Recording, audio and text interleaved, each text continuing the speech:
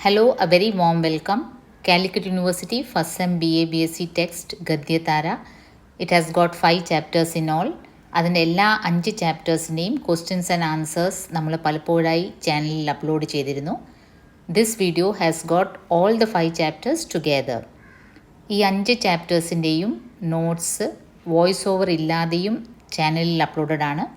This one is along with explanations. Essay type question 10 mark questions ആണ്. हरी बिंदी कहानी स्त्री मुक्ति की कहानी है. इस कथन की समीक्षा कीजिए. അല്ലെങ്കിൽ സെയിം മീനിങ് വരുന്ന ഒരു വേറെ ക്വസ്റ്റ്യൻ, നാരി വിമർശ് के परिप्रेक्ष्य में हरी बिंदी कहानी की വിവേചന കീജിയെ. ഇത് കാലിക്കറ്റ് യൂണിവേഴ്സിറ്റി 2020 ചോദിച്ച ക്വസ്റ്റ്യൻ ആണ്. സോ ഈ രണ്ട് ക്വസ്റ്റ്യൻ്റെയും മീനിങ് ഓൾമോസ്റ്റ് സെയിം ആണ്. സ്ത്രീ മുക്തി അല്ലെങ്കിൽ നാരി വിമർശ്, ഇത് രണ്ടും ബേസ് ചെയ്തുള്ള ഒരു എസ്സേ ആണ്. ഇതിൽ നിന്ന് നിങ്ങൾക്ക് ആപ്റ്റായിട്ട് പ്രതീക്ഷിക്കാവുന്നത്. साहित्य अकेडमी पुरस्कार से सम्मानित हिंदी साहित्य की बहुचर्चित कथाकार मृदुला गर्ग जी की कहानी हरी बिंदी निश्चित ही स्त्री मुक्ति की कहानी है. कहानी की मुख्य पात्र आज की आधुनिक नारी का प्रतिनिधित्व करती है. आज की स्त्री का सारा असंतोष इस बात को लेकर है कि मनुष्य के रूप में जो अधिकार पुरुषों के लिए सहज ही मान्य है उसे उनसे वंचित क्यों कर दिया. അപ്പോൾ ഇതൊരു നാരി വിമർശനെ സംബന്ധിച്ചുള്ള ഒരു സ്റ്റോറിയാണെന്നുള്ളത് വ്യക്തമാണ്. ഒരു സ്ത്രീക്ക് മാത്രം വേറെ നിയമം എന്തുകൊണ്ട്? അതാണ് ഈ കഥ നമ്മളോട് ചോദിക്കുന്ന ഒരു ചോദ്യം, സമൂഹത്തിനോട് ചോദിക്കുന്ന ഒരു ചോദ്യം. ജോ അധികാർ പുരുഷോ കെ ലിയെ സഹജ് ഹി മാന്യ ഹൈ, പുരുഷന്മാർക്ക് വളരെ നിസ്സാരമായിട്ട് കിട്ടുന്ന സ്വാതന്ത്ര്യം സ്ത്രീകൾക്ക് എന്തുകൊണ്ട് കിട്ടുന്നില്ല? അതാണ് ചോദ്യം. मृदुला गर्ग निश्चित रूप से नारी स्वतंत्रता की पक्षधर कथाकार हैं. हरी बिंदी कहानी में स्त्री एक व्यक्ति के रूप में आई है. सामान्य व्यक्ति की तरह ही उसकी आकांक्षाओं एवं अनुभूतियों को मृदुला जी ने व्यक्त किया है. അപ്പോൾ ഒരു നോർമൽ പേഴ്സണിനെ പോലെയാണ് സ്ത്രീ വന്നിരിക്കുന്നത്. പുരുഷന് ഉള്ള ആഗ്രഹങ്ങൾ പോലെ തന്നെ സ്ത്രീക്കും ആഗ്രഹങ്ങളുണ്ട്. അതാണ് ഈ സ്റ്റോറി റേസ് ചെയ്യുന്ന ഒരു ഇഷ്യൂ. कहानी की जो नायिका है समस्त स्त्री जाति का प्रतिनिधित्व करती है, जो स्त्री और पुरुष के लिए अलग अलग नियम एवं कायदे का विरोध करती है. स्त्री के लिए अलग नियम, पुरुष के लिए अलग नियम, इसका विरोध इस कहानी में देखा जा सकता है. जो पुरुष सत्ता द्वारा स्थापित नैतिक अनुशासनों लक्ष्मण रेखाओं को पार कर अपना एक अलग पहचान बनाना चाहती है. पुरुष द्वारा इस समाज में कई नैतिक अनुशासन है. ഈ സമൂഹത്തിൽ പുരുഷന്മാർ തന്നെ സ്ഥാപിച്ചിട്ടുള്ള ചില റൂൾസ് ഉണ്ട്, റെഗുലേഷൻസ് ഉണ്ട്, ലക്ഷ്മൺ രേഖകളുണ്ട്. സ്ത്രീ അത് കടക്കാൻ പാടില്ല. അങ്ങനത്തെ ലക്ഷ്മൺ രേഖകളെ തകർക്കാനുള്ള ഒരു ശ്രമമാണ് ഈ കഥയിലൂടെ മൃദുല ഗർഗ് ഉദ്ദേശിക്കുന്നത്. तभी तो जब उसका पति राजन जब शहर से बाहर चला जाता है तो वह दाम्पत्य के उस अनजान घुटन से अपने आप को मुक्त पाती है. जिंदगी की छोटी छोटी खुशियों का आस्वादन वो उस दिन करती है जिसे अपने पति राजन की उपस्थिति में शायद वो न कर पाती. അപ്പോൾ രാജൻ്റെ പ്രസൻസിൽ അവൾക്ക് ചെയ്യാൻ പാടില്ലാത്ത, ചെയ്യാൻ പറ്റാത്ത ചെറിയ അവിടെ ആഗ്രഹങ്ങൾ അവൾ അന്ന് സാധിക്കുകയാണ്. अतः अपने पति की अनुपस्थिति में वो अपने आप को समस्त सामाजिक बंधनों से मुक्त करती है. स्त्री मुक्ति का नया अध्याय रचती है, चाहे एक दिन के लिए ही सही. ज़िंदगी की छोटी छोटी खुशियाँ, जैसे अपनी मर्जी से उठना, अपनी मर्जी से सजना संवरना, अपनी इच्छा के अनुसार घूमना, पिक्चर देखना वगैरह वगैरह, ചെറിയ ചെറിയ ആഗ്രഹങ്ങൾ. തൻ്റെ ഇഷ്ടത്തിന് എണീക്കുക, തൻ്റെ ഇഷ്ടത്തിന് ഭക്ഷണം കഴിക്കുക, തൻ്റെ ഇഷ്ടത്തിന് ഡ്രസ്സ് ചെയ്യുക, തനിക്ക് ഇഷ്ടമുള്ളിടത്ത് പോവുക, അങ്ങനത്തെ ചെറിയ ചെറിയ ആഗ്രഹങ്ങൾ അവളന്ന് സാധിക്കുകയാണ്. വഹ അജ്നബി പുരുഷ് के साथ कॉफ़ी पीती है, यहाँ तक कि टैक्सी शेयर करती है और विदा भी होती है. ठीक वैसे ही अपना एक दिन गुजारती है ജൈസെ അക്സർ പുരുഷ് ഗുസാർത്തെ ഹെ. അപ്പോൾ അതിൽ പുതുമയൊന്നുമില്ല. നമുക്ക് കേൾക്കുമ്പോൾ വളരെ അത്ഭുതകരമായി തോന്നാം. പരിചയമില്ലാത്തൊരു പുരുഷനുമായിട്ട് കോഫി കുടിക്കുന്നു, സംസാരിക്കുന്നു, ടാക്സി ഷെയർ ചെയ്യുന്നു. പക്ഷേ ഈ ഒരു സ്റ്റോറി ഒരു വളരെ കോൺട്രവേഴ്സ്യൽ സ്റ്റോറി ആയിരുന്നു. ഇൻഫാക്റ്റ് പിൻകാലത്ത് മൃദുല ഗർഗ് ഒരുപാട് കഥകളും നോവലുകളും എഴുതിയിട്ടുണ്ടെങ്കിലും she is well known for her story Hari Bindi. കാരണം അതൊരു വളരെ റെവല്യൂഷണറി സ്റ്റോറി ആയിരുന്നു. ഒരു പുരുഷൻ സാമാന്യമായിട്ട് ജീവിക്കുന്ന പോലെ ഒരു സ്ത്രീ ഒരു ദിവസം ജീവിക്കുന്നു. ഇതാണ് അവരുടെ ഒരു മെസ്സേജ്. इस प्रकार मृदुला गर्ग अपनी कहानी हरी बिंदी के द्वारा स्त्री मुक्ति का नया इतिहास रचती है. संक्षेप में कहा जा सकता है कि मृदुला गर्ग नारी स्वतंत्रता की पक्षधर कथाकार हैं, जिन्हें समाज द्वारा स्त्री पर थोपे जाने वाले नियमों से सख्त विरोध है. സമൂഹം സ്ത്രീയുടെ മുകളിൽ മാത്രം ചില നിയമങ്ങൾ, ചില റൂൾസ്, റെഗുലേഷൻസ് അടിച്ചേൽപ്പിക്കുന്നു. അതിൻ്റെ എതിരെയുള്ള ഒരു സ്വരമാണ് ഈ കഥ. पुरुष प्रधान समाज के विरुद्ध एक नारी के विद्रोही मन को दर्शाती है यह कहानी. निश्चित रूप से हरी बिंदी एक मुक्त मन की ചേത്ത സ്ത്രീക്ക് കഹാനി ഹെ. ഒരു ഓപ്പൺ മൈൻഡഡ് ആയിട്ടുള്ള ഒരു ഫ്രീ മൈൻഡഡ് ആയിട്ടുള്ളൊരു സ്ത്രീയുടെ സ്റ്റോറിയാണ് ഹരി ബിന്ദി. അപ്പോൾ ഈ ഹരി ബിന്ദി കഹാനിയിൽ സ്ത്രീ മുക്തിക്ക് കഹാനി ഹെ, നോ ഡൗട്ട്. നാരി വിമർശാണ് ഇതിലുള്ളത്. അപ്പോൾ അതെല്ലാം ഈ രീതിയിൽ ഓൾമോസ്റ്റ് നിങ്ങൾക്ക് എഴുതാം. Next will be discussing short answer type question, that is 5 marks question. Hari Bindi कहानी की नायिका की मानसिकता पर प्रकाश डालिए. हरी बिंदी की नायिका की मानसिकता की സമീക്ഷ കീജിയെ. എനി വേസ് ഇരിക്കാൻ ഏത് രീതിയിലും അവർക്ക് ചോദിക്കാം. സെയിം മീനിങ് ആണ്. നായികയുടെ മാനസികത, ദാറ്റ് മീൻസ് ആ ലേഡിയുടെ മെൻ്റൽ ആറ്റിറ്റ്യൂഡാണ് ചോദിച്ചിരിക്കുന്നത്. ഇത് previous Calicut university previous question പേപ്പറിൽ നിന്നാണ്. 2019-ലും 2020-ലും സെയിം ടൈപ്പ് ചോദിച്ചിട്ടുണ്ട്. हरी बिंदी कहानी की नायिका आज की आधुनिक नारी का प्रतिनिधित्व करती है. वो अपने दाम्पत्य जीवन के घुटन से परेशान है. दाम्पत्य ജീവിതത്തിലെ ഒരു അദൃശ്യമായ ഒരു വീർപ്പുമുട്ടൽ, उससे वो परेशान है. अपनी इच्छा से, सुकून से, अपने मनचाहे ढंग से वो जीना चाहती है. അവൾ ആരെയും ദ്രോഹിക്കാനല്ല, അവളുടെ ആഗ്രഹപ്രകാരം സമാധാനത്തോടുകൂടി അവൾ ജീവിക്കാൻ ആഗ്രഹിക്കുന്നു. नारी मन की मानसिकता ही स्पष्ट रूप से नायिका की मानसिकता में झलकता है. അപ്പോൾ സ്ത്രീകളുടെ ഒരു മെൻ്റൽ ആറ്റിറ്റ്യൂഡ് തന്നെയാണ് ഈ ഒരു നായികയിലും നമുക്ക് കാണാൻ പറ്റുന്നത്. ഇൻഫാക്റ്റ് ഈ നായികയ്ക്ക് പേര് കൊടുത്തിട്ടില്ല ലേഖിക, because she represents the whole female group. അതുകൊണ്ടാണ് ഒരു പേരിൽ ഒതുക്കാത്തത്. ഈ നായിക എല്ലാ സ്ത്രീകളെയും റെപ്രസെൻറ്റ് ചെയ്യുന്നത്. ഉസ്കാ സാരാ അസന്തോഷ് ഇസ് ബാത് കോ ലേക്കർ ഹെ कि मनुष्य के रूप में जो स्वातंत्र्य और अधिकार पुरुषों के लिए सहज ही मान्य है वो स्त्रियों के लिए क्यों नहीं. ഒരു മനുഷ്യൻ എന്ന രൂപത്തിൽ പുരുഷന്മാർക്ക് കിട്ടുന്ന സ്വാതന്ത്ര്യവും അവകാശങ്ങളും എല്ലാം അവർക്ക് വളരെ സിമ്പിളായിട്ട് കിട്ടുന്നു. സെഹജ്, വളരെ സിമ്പിളായിട്ട് കിട്ടുന്നു. സ്ത്രീകൾക്ക് അതൊക്കെ നേടിയെടുക്കണമെങ്കിൽ വളരെ ബുദ്ധിമുട്ടാണ്. കാരണം സമൂഹവും ദാമ്പത്യവും ജീവിതവും എല്ലാം അവരുടെ മുകളിലൊരു കുറേ നിബന്ധനകൾ, കുറേ റൂൾസ്, കൂടുതലും ഇത് ചെയ്യാൻ പാടില്ല എന്നതാണ് കൂടുതലും റൂൾസിൽ ഉള്ളത്. ഉസ് സ്വാതന്ത്ര്യ സേ മാത്ര സ്ത്രീ ഹി വഞ്ചിത് ക്യോ. संक्षेप में कहें तो स्त्री भी पुरुष की तरह ही जीवन को मनचाहे ढंग से जीने की हकदार है. या फिर कहें जीवन को मनचाहे ढंग से जीने की ललक स्त्री के भीतर भी उतनी ही है जितनी पुरुष में.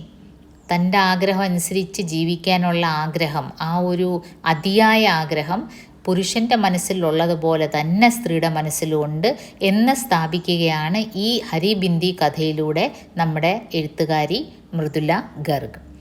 यही स्त्री मानसिकता हरी बिंदी की नायिका की मानसिकता में स्पष्ट झलकता है. ഹരി ബിന്ദിയിലെ മെയിൻ ക്യാരക്ടർ, ആ നായികയിലെ മാനസികത, അവരുടെ മെൻ്റൽ ആറ്റിറ്റ്യൂഡ് ഇതാണ്. എന്താണ്? സ്ത്രീക്കും പുരുഷനെ പോലെ തന്നെ ഒരു മനുഷ്യനെ പോലെ സ്വതന്ത്രമായിട്ട് ജീവിക്കാനും ചിന്തിക്കാനും പ്രവർത്തിക്കാനും ഉള്ള അവസരം കിട്ടണം. അതെന്തുകൊണ്ട് നിഷേധിക്കപ്പെടുന്നു? Now we will move on to very short answer type question, that is 3 marks question. राजन के दिल्ली चले जाने पर हरी बिंदी की नायिका क्यों खुशी का अनुभव करती है? 2020 കാലിക്കറ്റ് യൂണിവേഴ്സിറ്റി ക്വസ്റ്റ്യൻ പേപ്പറിലുള്ളതാണ്. രാജൻ കെ ദില്ലി ചലെ ജാനെ പർ ഹരി ബിന്ദി കി നായിക ക്യോ ഖുഷ് ഹോ ജാത്തി ഹെ. സെയിം ക്വസ്റ്റ്യൻ ഡിഫറെൻറ്റ് വേർഡിങ്സിൽ വന്നിട്ടുണ്ട്. 2019-ലും ഉണ്ടായിരുന്നു, 2020-ലും ഉണ്ടായിരുന്നു. हरी बिंदी की नायिका अपने दाम्पत्य जीवन में घुटन का अनुभव करती है.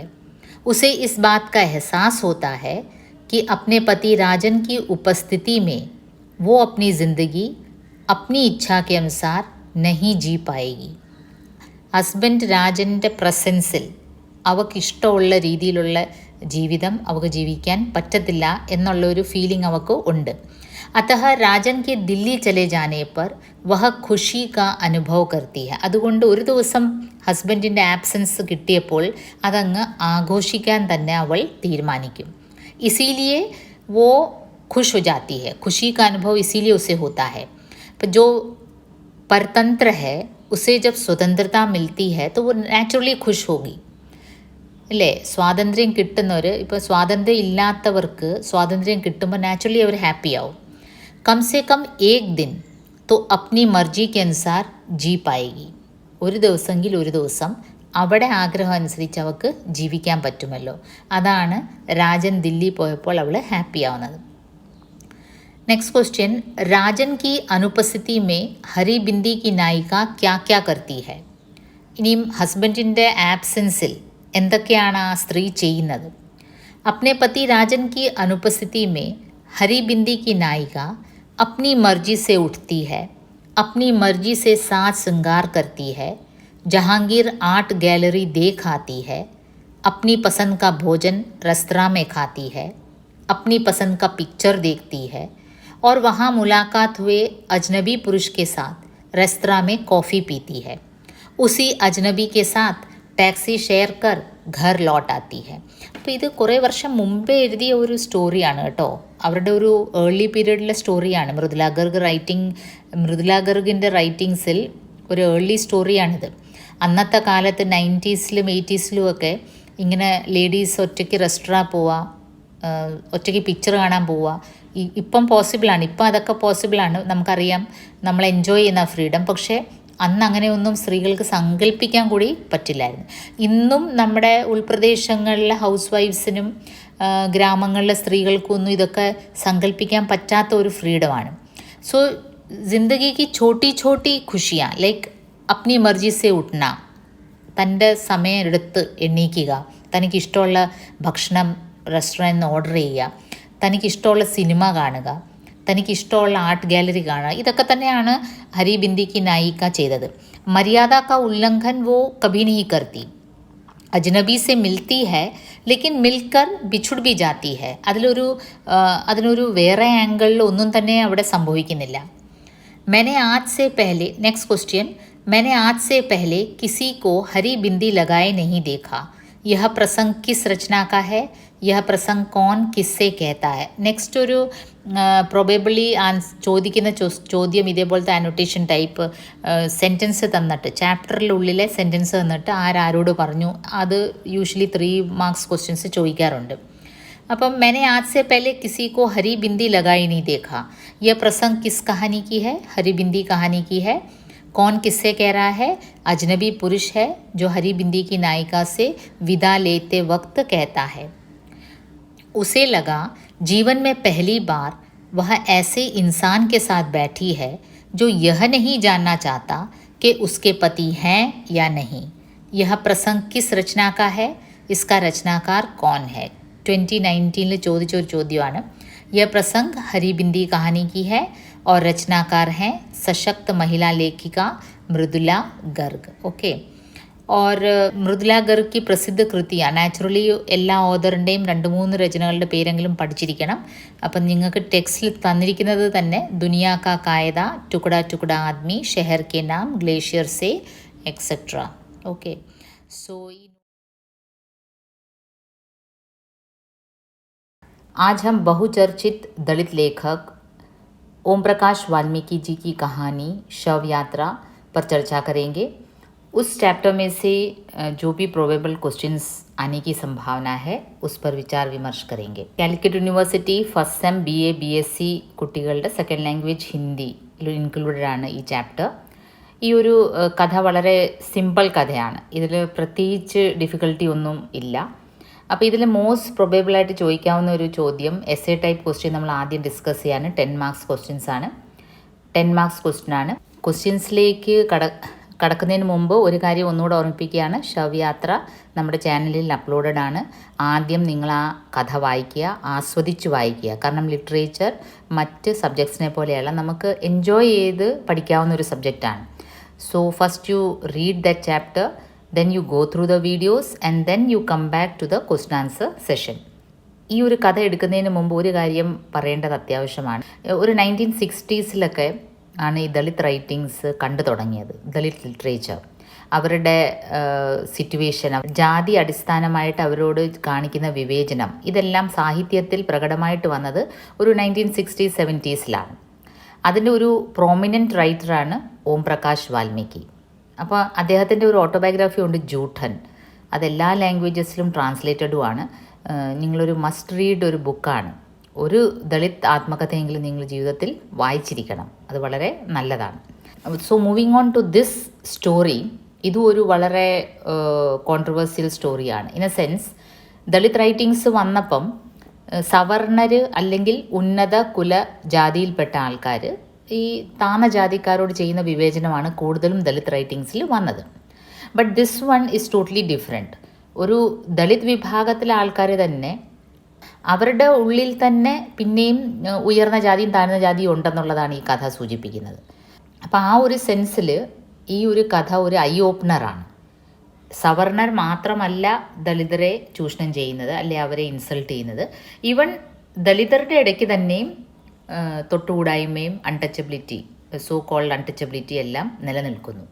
അപ്പോൾ അങ്ങനെ നിലനിൽക്കുമ്പം എങ്ങനെയാണ് ആ സമൂഹം നന്നാവുന്നത്? അതാണ് ഈ ഒരു സ്റ്റോറി നമ്മളോട് ചോദിക്കുന്ന ഒരു ചോദ്യം. So let's move on to the questions.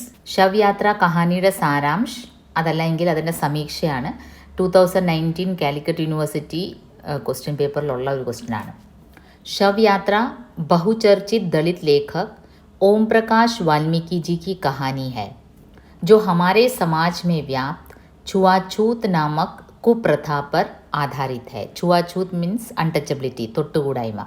ആ ഒരു ഹിന്ദു കാസ്റ്റ് സിസ്റ്റത്തിൽ, വർണ്ണവ്യവസ്ഥയിൽ ഓർഡറെടുത്ത ആ ഒരു സിസ്റ്റം, അൺടച്ചബിലിറ്റി, അതിനെ ബേസ് ചെയ്തുള്ള ഒരു സ്റ്റോറിയാണ്. किसकी कहानी है? ओम प्रकाश वाल्मीकि जी की. अक्सर सुनने में आता है कि सवर्ण जाति के लोग निम्न जाति के लोगों के प्रति भेदभाव की भावना रखते हैं, लेकिन यहाँ दलित समाज के भीतर पाई जाने वाली भेदभाव का पर्दाफाश किया है ओम प्रकाश वाल्मीकि जी ने. അക്സർ ക്യാ സുന്നേ കോ ആത്താ ഹെ, നമ്മൾ യൂഷ്വലി കേൾക്കുന്നത് സവർണ ജാതിയിലെ ആൾക്കാരാണ് നിമ്ന ജാതിയിലെ ആൾക്കാരുമായിട്ട് ഇങ്ങനെ ഒരു ഡിഫറൻഷ്യേറ്റ് ചെയ്യുന്നത്. ലേക്കിൻ യഹാ ദളിത് സമാജ് കെ ഭീതർ പായി ജാനെ വാലി ഭേദ്ഭാവ് കാ പർദാഫാഷ് കിയാ ഹെ. പർദാഫാഷ് കാരണം വെച്ചാൽ തുറന്ന് കാട്ടുക. അപ്പോൾ ഓം പ്രകാശ് വാൽമീകി അവരുടെ സമൂഹത്തിൽ തന്നെ നിലനിൽക്കുന്ന ഈ ഒരു തിന്മ, തൊട്ടുകൂടായ്മ എന്നുള്ളൊരു തിന്മ തുറന്നു കാണിക്കുകയാണ് ഈ കഥയിലൂടെ. ഭേദ്ഭാവ് ഇത്തന कि मासूम बच्ची अपनी जान खो देती है, फिर भी लोगों की मानसिकता में कोई फ़र्क नहीं. എന്താണെന്ന് വെച്ചാൽ മനുഷ്യർ തമ്മിലുള്ള ഈ ഒരു ഡിസ്ക്രിമിനേഷൻ, താന്ന ജാതി ഉയർന്ന മനുഷ്യനെ മനുഷ്യനായിട്ടേ കാണുന്നില്ല. ഒരു കുട്ടിയുടെ മരണത്തിനിടയായി, എന്നാലും അവരുടെ ആരുടെയും മനസ്സ് അലിയുന്നില്ല. അന്തമേ ഉസ്കി ശവ് യാത്ര പൂരെ ഭാരതീയ സമാജ് കെ ലിയെ ഏക് ശർമനാക് ഘട്ന ബൻ ജാത്തി ഹെ.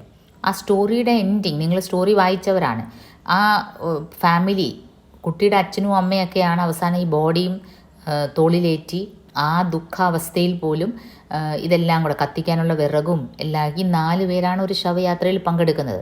അപ്പം നമ്മുടെ സമൂഹം എത്രമാത്രം ശർമനാക്ക് എന്ന് വെച്ചാൽ എത്രമാത്രം നാണക്കെട്ട ഒരു സംഭവമാണ് നമ്മുടെ സമൂഹത്തിൽ നടന്നത്. അതിൽ നമ്മളെല്ലാവരും ഉത്തരവാദിയാണെന്നാണ് ലേഖക് പറയുന്നത്. ഇങ്ങനത്തെ ഒരു തിന്മ നമ്മൾ കൊണ്ടു നടക്കുന്നത്. യൂഷ്വലി നമ്മൾ പറയുന്നത് എത്ര വൈരാഗ്യമുള്ളവരാണെങ്കിലും മരിക്കുമ്പോൾ നമ്മുടെ മനസ്സ് അലിയുമെന്നാണ്. നമ്മൾ അയാളോടുള്ള എല്ലാ വെറുപ്പുകളും എല്ലാ കുറ്റങ്ങളും പൊറുക്കും എന്നാണ്. പക്ഷേ ഇവിടെ ഒരു കുട്ടി, അവരുടെ അനാസ്ഥ കാരണം അവർ കാളവണ്ടി പോലും കൊടുത്തില്ല ഈ കുട്ടിയെ ഒന്ന് ഹോസ്പിറ്റലിൽ കൊണ്ടുപോകാൻ. അവരുടെ ഡോക്ടർ ഈ കുട്ടിയെ നോക്കിയില്ല. അപ്പം എന്നിട്ട് കൂടി ഇവർ ആരുടെയും മനസ്സ് അലിഞ്ഞില്ല. കഹാനി ജോഹഡ് കെ പാർ രഹനെ വാലെ ബൽഹാർ പരിവാർ സെ സംബന്ധിत है, जिन्हें गांव के चमार अपने से नीच मानते हैं. ഗാവ് കെ ചമാർ, ചമാർ ഒരു ദളിത് ജാതിയാണ്. അവരുടെ ഗ്രാമത്തിൻ്റെ അങ്ങേ അറ്റത്ത് ജോഹഡ് കെ പാർ, ജോഹഡ് എന്ന് വെച്ചാൽ ഒരു ഓട, ഒരു അരുക്ക് ചാല്, അതിൻ്റെ അപ്പുറത്ത് താമസിക്കുന്ന ഒരു ബൽഹാർ പരിവാർ. ആ പരിവാറിൻ്റെ പേരും എങ്ങനെയാണ്, ആ ജാതി പേര് വെച്ചാണ് വിളിക്കുന്നത്. हिंदू वर्ण व्यवस्था में स्वयं चमार जाति नीचा माना जाता है और वे ही बल्हारों को सताते हैं. ഹിന്ദു കാസ്റ്റ് സിസ്റ്റത്തിൽ ഈവൻ ചമാർ ഒരു താന്ന ജാതിയാണ്. അവർ പിന്നെയും ബൽഹാറിൻ്റെ മുകളിൽ അവർ താന്നതാണെന്നും പറഞ്ഞ് അവരെ ദ്രോഹിക്കുകയാണ്. बल्हार परिवार में बुजुर्ग सुरजा है जो गांव वालों की हरकतों से परिचित है लेकिन फिर भी गांव छोड़ना नहीं चाहता. അപ്പോൾ ഈ ഒരു ബൽഹാർ കുടുംബത്തിലെ മുതിർന്ന അംഗം, ബുജുർഗ് എന്ന് വെച്ചാൽ എൽഡർലി, മുതിർന്ന അംഗം സുർജയാണ്. അയാൾക്കറിയാം ഗ്രാമീണർ അയാളെ കാര്യങ്ങൾക്ക് മാത്രമേ ഉപയോഗിക്കുള്ളൂ എന്ന്.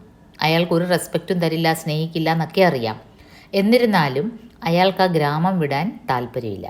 കാരണം അയാളുടെ ആറ്റിറ്റ്യൂഡ് അങ്ങനെയാണ്, കാലാകാലങ്ങൾ ഇവിടെ താമസിക്കുന്നു, അതുകൊണ്ട് ഇവിടെ തന്നെ മരിക്കണം. उसकी पत्नी की मृत्यु हो चुकी थी और वह अपनी विधवा बेटी संतो के साथ अपने टूटे फूटे कच्चे मकान में रहता था. വൈഫ് മരിച്ചിരുന്നു അയാളുടേത്. പിന്നെ അയാളൊരു മകളുണ്ടായിരുന്ന സന്തോ. അപ്പോൾ ഈ പേരുകൾ, ക്യാരക്ടേഴ്സിൻ്റെ പേര് ഓർത്തിരിക്കണം. സുർജയാണ് മുതിർന്ന ആൾ, അയാളുടെ മകൾ വിധവയായ പെൺകുട്ടിയാണ് സന്തോ. ഇവർ രണ്ടുപേരുമാണ് അവിടെ ഒരു ടൂട്ടെ ഫൂട്ടെ കച്ചെ മക്കാൻമേ, ഒരു ഉറപ്പില്ലാത്ത ഒരു വീട്ടിലാണ് താമസിക്കുന്നത്. इस बूढ़े सुरजा की एक बड़ी तमन्ना थी एक पक्के मकान में रहने की. ഈ പ്രായം ചെന്ന ആൾക്ക് വേറെ ഒന്നുമല്ല, ജീവിതത്തിൽ ഒരു ആഗ്രഹമായിരുന്നു ഒരു ഉറപ്പുള്ള വീട്ടിൽ. കാരണം അയാളുടെ കാലശേഷം ഈ പെൺകുട്ടി, വിധവയായ പെൺകുട്ടി ഒറ്റയ്ക്കാണ്. അപ്പോൾ ഒരു ഉറപ്പുള്ള വീട് വേണമെന്നുള്ള ഒറ്റ ആഗ്രഹമേ ഉള്ളായിരുന്നു. उसका एक बेटा भी था कल्लू जो शहर में रहता था. वह रेलवे में फिटर का काम करता था. पढ़ी लिखी लड़की से ब्याह कर 2 बच्चों समेत शहर में ही रहता था. അപ്പോൾ ഒരു മകനുണ്ടായിരുന്നു, കല്ലു എന്നാ പേര്. ടൗണിലാണ്, ഡൽഹിയിലാണ് താമസിക്കുന്നത്. അവിടെ തന്നെ ഒരു പെൺകുട്ടിയെ വിവാഹം കഴിച്ചു. പടിയിലിഖി ലടുക്കി, അത് എടുത്ത് പറയുന്ന, അവരുടെ കൂട്ടത്തിൽ ഒരു വിദ്യാഭ്യാസമുള്ള പെൺകുട്ടിയെ വൈഫായിട്ട് കിട്ടുക എന്നത് തന്നെ ഒരു വലിയ കാര്യമാണ്. അപ്പോൾ കല്ലു പടിയിലിഖി ഒരു പെൺകുട്ടിയാണ് വിവാഹം കഴിച്ചത്. കാരണം പടിയിലിഖി പെൺകുട്ടി ഒരു വീട്ടിൽ വന്നാൽ ആ നെക്സ്റ്റ് ജനറേഷനെങ്കിലും നന്നായി വരും. गांव में वह कभी कभारी आता था क्योंकि गांव के पढ़े लिखे भी उससे मुंह मोड़ लेते थे. അപ്പോൾ കല്ലു ഗാവ് ആന പസന്ദ് നെഹി കർത്താ താ, ഗ്രാമത്തിൽ വരുന്നതേ കല്ലുവിന് ഇഷ്ടമല്ലായിരുന്നു. കാരണം എന്താണ്, ഗ്രാമത്തിലെ ആൾക്കാരുടെ സ്വഭാവം അയാൾക്കറിയാം. എഴുത്തും വായന അറിയുന്ന ചെറുപ്പക്കാർ പോലും കല്ലുവിനെ കാണുമ്പോൾ അങ്ങ് മോഹം തിരിക്കും. കാരണം എന്താണ്, ഇവൻ ബൽഹാറാണ്. അപ്പം മനുഷ്യനല്ല, മനുഷ്യനെ കാണുമ്പോൾ ജാതിയാണ് ഹൈലൈറ്റ് ചെയ്ത് കാണപ്പെടുന്നത്. അപ്പോൾ കല്ലൂന് അതുകൊണ്ട് ഡൽഹിയിൽ നിന്ന് ഗ്രാമത്തിൽ വരാൻ താല്പര്യമില്ലായിരുന്നു. പക്ഷേ അച്ഛനും വിധവയായ പെങ്ങളെയും കാണാൻ വല്ലപ്പോഴും അയാൾ ഗ്രാമത്തിൽ വരുമായിരുന്നു. कहानी एक नया मोड़ तब लेती है जब अपने बूढ़े पिता के आग्रह के मुताबिक कल्लू अपने कच्चे मकान को पक्का करने की सोचता है. അപ്പോൾ ഈ സ്റ്റോറിക്ക് ഒരു ട്വിസ്റ്റ് വരുന്നത്, ഒരു ചേഞ്ച് വരുന്നത്, കാലാകാലങ്ങളിൽ ഈ ബൽഹാർ കുടുംബത്തിനെ ആ ഗ്രാമം അവഗണിക്കുകയാണ്. അങ്ങോട്ടുള്ള റോഡ് വെട്ടുവോ ഒരു പാലം വെട്ടുവോ ഒന്നുമില്ല. വെള്ളം മഴ പെയ്യുമ്പം ഈ ഓടയെല്ലാം കവിഞ്ഞ് ഇവരുടെ വീടങ്ങ് ഒറ്റപ്പെടും. അങ്ങനെ ആ കഥയിൽ പറയുന്നുണ്ട്. പക്ഷേ ഈ ട്വിസ്റ്റ് വരുന്നത്, ഈ പ്രായം ചെന്ന വ്യക്തി തൻ്റെ ഒരു ആഗ്രഹം പറയും. ഉസ്കി ഏക് തമന്ന തീ, വലിയ ആഗ്രഹമായിരുന്നു ഒരു പക്കാ മക്കാൻ. അപ്പം മകനോടത് പറഞ്ഞു. മകൻ ആദ്യം അത് എതിർത്തു. കാരണം മകൻ പറഞ്ഞ എന്താണ്, അച്ഛൻ്റെ കാലശേഷം ഞാൻ ഏതായാലും ഇവിടെ വന്ന് സെറ്റിൽ ആവുന്നില്ല. അപ്പോൾ എൻ്റെ കയ്യിലുള്ള ആകെ ഉള്ള കുറച്ച് സേവിങ്സ് ഞാൻ എന്തിന് ഇവിടെ ഇൻവെസ്റ്റ് ചെയ്യണം. പക്ഷേ അച്ഛൻ അത് ഭയങ്കര ഫീൽ ചെയ്യും, അച്ഛനത് വളരെ വിഷമമാവും. അപ്പോൾ അച്ഛനെ വിഷമിപ്പിക്കാതിരിക്കാൻ വേണ്ടി മനസ്സില്ലെങ്കിലും കല്ലു ഇവിടെ ഒരു വീട് പക്കാ മക്കാൻ പണിയാനുള്ള ഏർപ്പാട് ചെയ്യും. ഖബർ ആഗ് കി തറഫ് ഫേൽ ജാത്തി ഹെ. അപ്പോൾ ഈ ന്യൂസ് ഇവരങ്ങോട്ട് ഇഷ്ടിക ഇറക്കിയതേ ഉള്ളൂ. അപ്പം ജോഹഡ് കെ പാർ, ഓടയുടെ അപ്പുറത്ത് പൊട്ടിപ്പൊളിഞ്ഞ വീട്ടിൽ താമസിച്ചിരുന്ന ആ ബൽഹാർ കുടുംബം ഇതാ വലിയ മാളിക കെട്ടാൻ പോകുന്നു. അപ്പോൾ ഒരാൾ മറ്റൊരാളോട് പറഞ്ഞു. അങ്ങനെ കാട്ടുതീ പോലെ വാർത്ത അങ്ങ് പടർന്നു. പൂരാ ഗാവ് ഉൻകെ ഖിലാഫ് ഹോ ജാത്താ ഹെ. അവർക്കാർക്കും സഹിക്കുന്നില്ല ഇവർ ഒരു വീട് പക്കാ മക്കാൻ ഉണ്ടാക്കുന്നത്. सुरजा एकदम से हताश हो जाता है. जिन गांव वालों के लिए उसने ज़िंदगी भर काम किया, आज वे ही उसके मकान रूपी स्वप्न के खिलाफ अड़े खड़े हैं. അപ്പോൾ സുർജയ്ക്ക് ഇതങ്ങോട്ട് അക്സെപ്റ്റ് ചെയ്യാൻ പറ്റുന്നില്ല. ജീവിതകാലം മുഴുവനും ഇവർക്ക് എന്തെങ്കിലും ആവശ്യം വന്നാൽ ഇവർ ആ ഓടയുടെ അപ്പുറത്ത് നിന്ന് സുർജ എന്ന് വിളിക്കും. ഇയാൾ ഓടിച്ചെല്ലും, അവരുടെ കാര്യങ്ങളൊക്കെ ചെയ്തു കൊടുക്കുന്നതായിരുന്നു. അപ്പോൾ ആയുസ് മുഴുവനും അവർക്ക് വേണ്ടി ചെയ്തിട്ട് ഇയാൾക്കൊരു പക്കാ മക്കാൻ, വലിയ ആലിഷാൻ മക്കാനൊന്നുമല്ല, ജസ്റ്റ് ഒരു പക്കാ മക്കാൻ ഉണ്ടാക്കിയപ്പോഴത്തേക്കിന് ആർക്കും സഹിക്കുന്നില്ല, എല്ലാവരും എതിർപ്പായിട്ട് വന്ന് പണിക്കാരെ വിടുന്നില്ല. ഇസ് ബീച്ച് कल्लू की बेटी बीमार पड़ जाती है. गांव का डॉक्टर भी उनकी जाति के कारण बीमार बच्ची को देखने से इनकार कर देता है. ഇതിനിടയ്ക്ക് എന്താ സംഭവിക്കുന്നത്? സലോനി, ആ പേര് ഓർക്കുക, കല്ലൂൻ്റെ മകളാണ്. അവൾ ബീമാറായി. ഡോക്ടർ പോലും ജാതി നോക്കിയാണ് ചികിത്സിക്കുന്നത്. ബലഹാർ ജാതിയിലായതുകൊണ്ട് കുട്ടി ഇങ്ങോട്ട് എൻ്റെ ക്ലിനിക്കിൽ കൊണ്ടുവരണ്ട, കൊണ്ടുവന്നാൽ എന്താണ്, പിന്നെ വേറെ ആരും ഇവിടെ കയറത്തില്ല. അയാൾ ഇവരുടെ വീട്ടിൽ വന്നും നോക്കത്തില്ല. കല്ലു अपनी बेटी को शहर ले जाने की सोचता है, लेकिन कोई बैलगाड़ी तक देने के लिए तैयार नहीं होता. അപ്പോൾ പിന്നെ കല്ലുവിൻ്റെ മുന്നിലുള്ള ഏക ഓപ്ഷൻ മകളെ ടൗണിൽ കൊണ്ടുപോകാം. ഇപ്പോൾ ടൗൺ നല്ല കിലോമീറ്ററുകളോളം ദൂരെയാണ്. കാളവണ്ടി പോലും ഈ കുട്ടിക്ക് വേണ്ടി അവർ കൊടുക്കത്തില്ല. അപ്പോൾ തോളിലേറ്റി കല്ലും അയാളുടെ വൈഫും ഈ കുട്ടീനെ തോളിലേറ്റിയാണ് ടൗൺ വരെ നടന്ന് പോകുന്നത്. अंत में हताश होकर वह बच्ची को अपने कंधे में लादकर शहर की ओर पैदल चलने के लिए विवश हो जाता है, लेकिन बीच में ही बच्ची की मृत्यु हो जाती है. പക്ഷേ ആ കുട്ടി പാതി വഴിക്ക് തന്നെ മരിച്ചു. सलोनी की मृत्यु भी गांव वालों का मानसिक परिवर्तन नहीं करती. गांव के ശ്മശാൻ ഭൂമി में उसके क्रियाक्रम की इजाज़त नहीं दी जाती. കുട്ടി മരിച്ചിട്ട് പോലും ആ ഗ്രാമീണരുടെ മനസ്സ് അലിഞ്ഞില്ല. അവർ ആ കുട്ടിയുടെ ക്രിയാകർമ്മങ്ങൾ ചെയ്യാൻ പോലും അവരുടെ ആ ഒരു ശവപ്പറമ്പ് വിട്ടുകൊടുത്തില്ല. यहाँ तक कि शव यात्रा में भी गांव का कोई भाग नहीं लेता. अंत में बलहार परिवार को अकेले ही सारा क्रियाक्रम करना पड़ता है. अंत में सुरजा को यह मानना पड़ता है कि गांव अब रहने लायक नहीं रहा. ഇവർ 4 പേര് മാത്രം പങ്കെടുക്കുന്ന ഒരു ഫ്യൂണറൽ, ഒരു ശവയാത്ര. എന്നിട്ട് അവസാനം ഈ വയസ്സായ വ്യക്തിക്ക് പോലും അംഗീകരിക്കേണ്ടി വരും, ഈ ഗ്രാമത്തിൽ ഇനിയും താമസിക്കാൻ കൊള്ളൂല, കാരണം ഇവിടെ മനുഷ്യരെ അല്ല താമസിക്കുന്നത്. അപ്പോൾ ഓർക്കണം, ഈ ഗ്രാമത്തിൽ സവർണരല്ല താമസിക്കുന്നത്, ദളിത് വിഭാഗത്തിൽപ്പെട്ടവർ തന്നെയാണ്. എന്നിട്ട് കൂടി ഈ സുർജയ്ക്ക് പറയേണ്ടി വരുന്നു, ഈ ഗ്രാമം ഇനി നമുക്ക് പറ്റിയ സ്ഥലം അല്ല. So moving on to short answer type question, 5 marks question ആണ്. ശവ് യാത്ര കെ കല്ലൻ കാ പരിചയ ദീജിയെ. കാലിക്കറ്റ് യൂണിവേഴ്സിറ്റി 2019 ക്വസ്റ്റ്യൻ പേപ്പറുള്ളൊരു ചോദ്യമാണ്. അല്ലെങ്കിൽ കല്ലൻ കാ ചരിത്ര ചിത്രൻ. ചുരുക്കം പറഞ്ഞാൽ കല്ലൻ ഇതിലെ ഒരു മെയിൻ ക്യാരക്ടറാണ്. അപ്പോൾ അയാളെ പറ്റിയുള്ള ഒരു ചോദ്യമാണ്. सुरजा का बेटा कल्लन शव यात्रा कहानी का एक प्रमुख पात्र है. बचपन में ही करीब 10-12 साल की उम्र में ही गांव छोड़कर भाग गया था. കല്ലൻ ഈ സ്റ്റോറിയിലെ ഒരു മുഖ്യ കഥാപാത്രമാണ്. 10-12 വയസ്സുള്ളപ്പം തന്നെ ഗ്രാമം വിട്ട് പോയതാണ് ടൗണിലേക്ക്. काफ़ी भटकने के बाद उसे रेलवे में नौकरी मिल गई थी और इस नौकरी ने उसे पढ़ाई लिखाई की ओर आकर्षित किया. അപ്പോൾ ടൗണിൽ ചെന്ന് ആദ്യം ഒരുപാട് അലഞ്ഞു, പിന്നെ റെയിൽവേയിൽ ഒരു ചെറിയ ജോലി കിട്ടി. അപ്പോഴാണ് അയാൾക്ക് ഒരു വിദ്യാഭ്യാസത്തിൻ്റെ വില മനസ്സിലായത്. അങ്ങനെ അയാൾ അല്പം കുറച്ച് ട്രെയിനിങ് ഒക്കെ കിട്ടി, അയാൾ റെയിൽവേയിൽ ഒരു ഫിറ്ററായി. शहर की ही पढ़ी लिखी लड़की से उसने शादी कर ली और उसके जीवन में उस हिसाब से काफ़ी परिवर्तन आने लगे. അപ്പോൾ എഴുത്തും വായന അറിയുന്ന വിദ്യാഭ്യാസമുള്ള ഒരു പെൺകുട്ടിയെ വിവാഹം കഴിച്ചു. അതനുസരിച്ച് കല്ലൻ്റെ ജീവിതത്തിലും അല്പം മാറ്റങ്ങൾ വന്നു. उसे अपने नाम में ही खोट नजर आई, अतः उसने अपना नाम कल्लन कर दिया.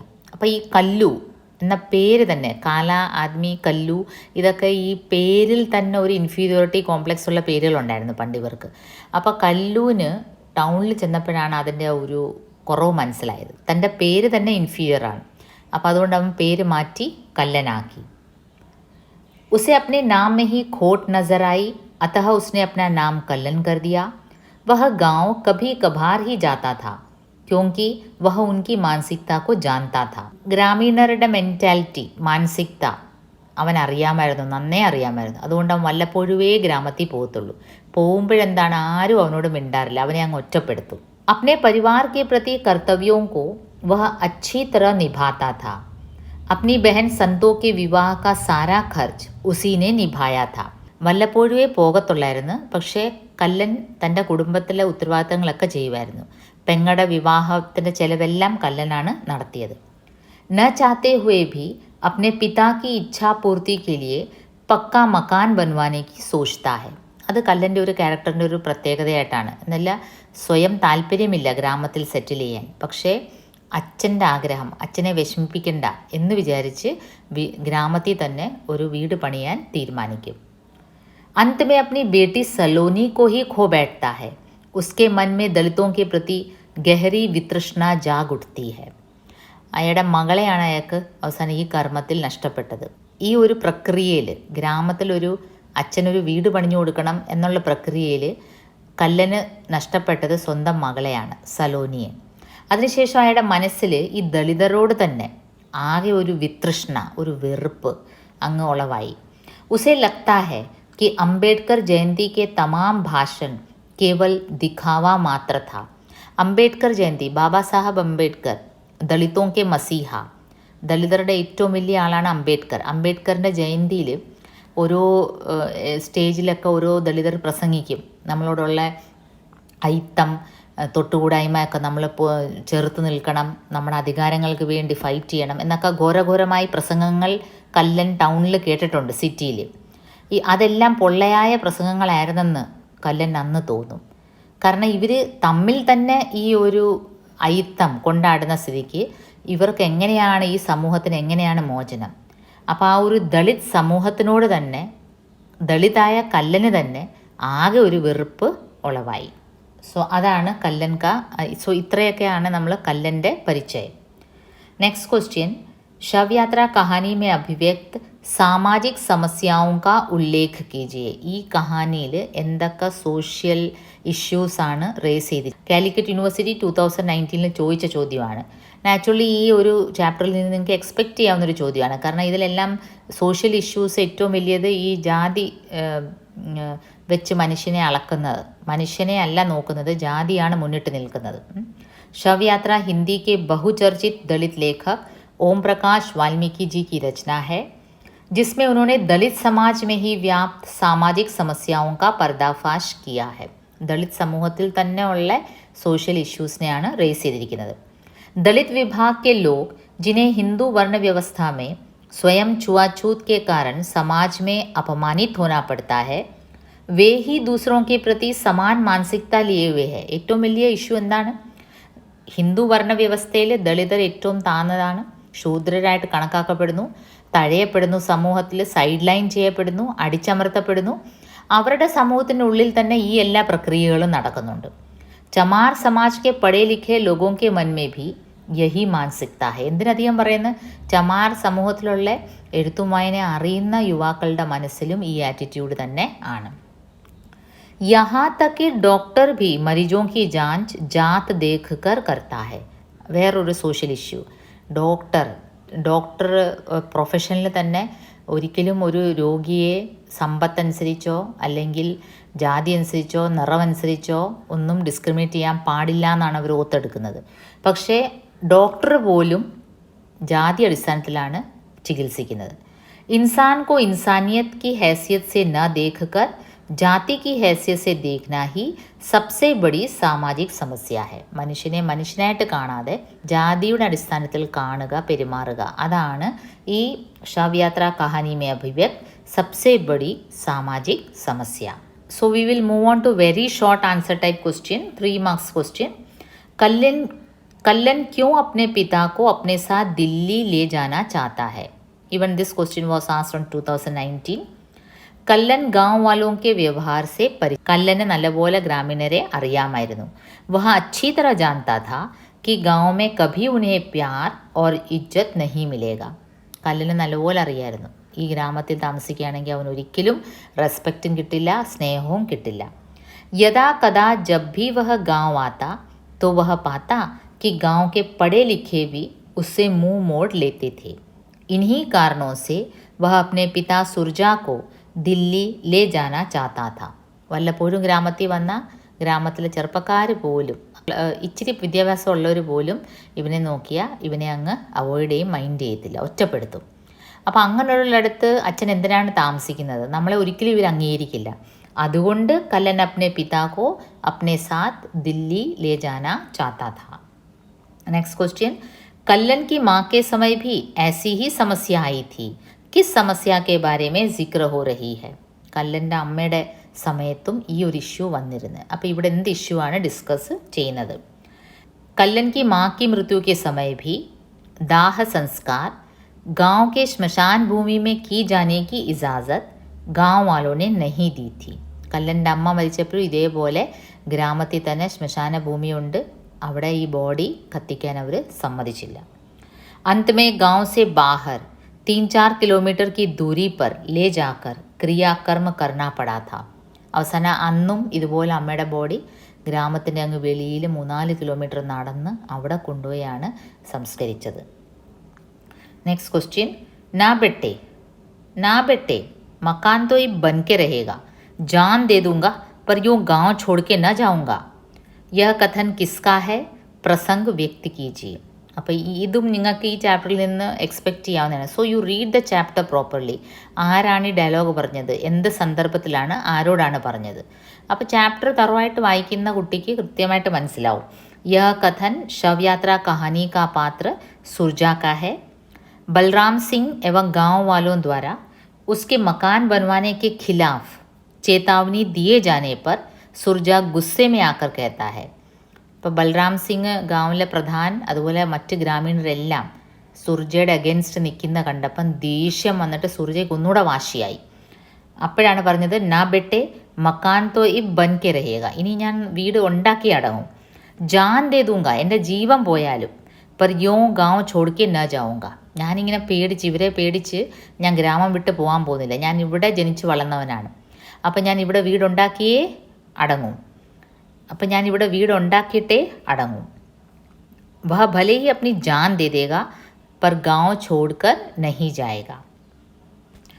അപ്പോൾ ഇത് ചില സാമ്പിൾ ക്വസ്റ്റ്യൻസ് ആയിരുന്നു. ഓൾമോസ്റ്റ് ഈ ചാപ്റ്ററിൽ നിന്ന് പ്രൊബേബ്ലി വരാവുന്ന എല്ലാ ക്വസ്റ്റ്യൻസും കവർ ചെയ്ത് എല്ലാം ഇവിടെ ഡിസ്കസ് ചെയ്യേണ്ട കാര്യമില്ല. അത് നിങ്ങൾ ചാപ്റ്റർ ഒന്ന് തറവായിട്ട് 1-2 പ്രാവശ്യം വായിച്ചാൽ മതി. നിസ്സാരമായിട്ട് ഹിന്ദിക്ക് മാർക്ക് സ്കോർ ചെയ്യാം. You just be cool and write whatever you know. So best of luck. It's time to wind.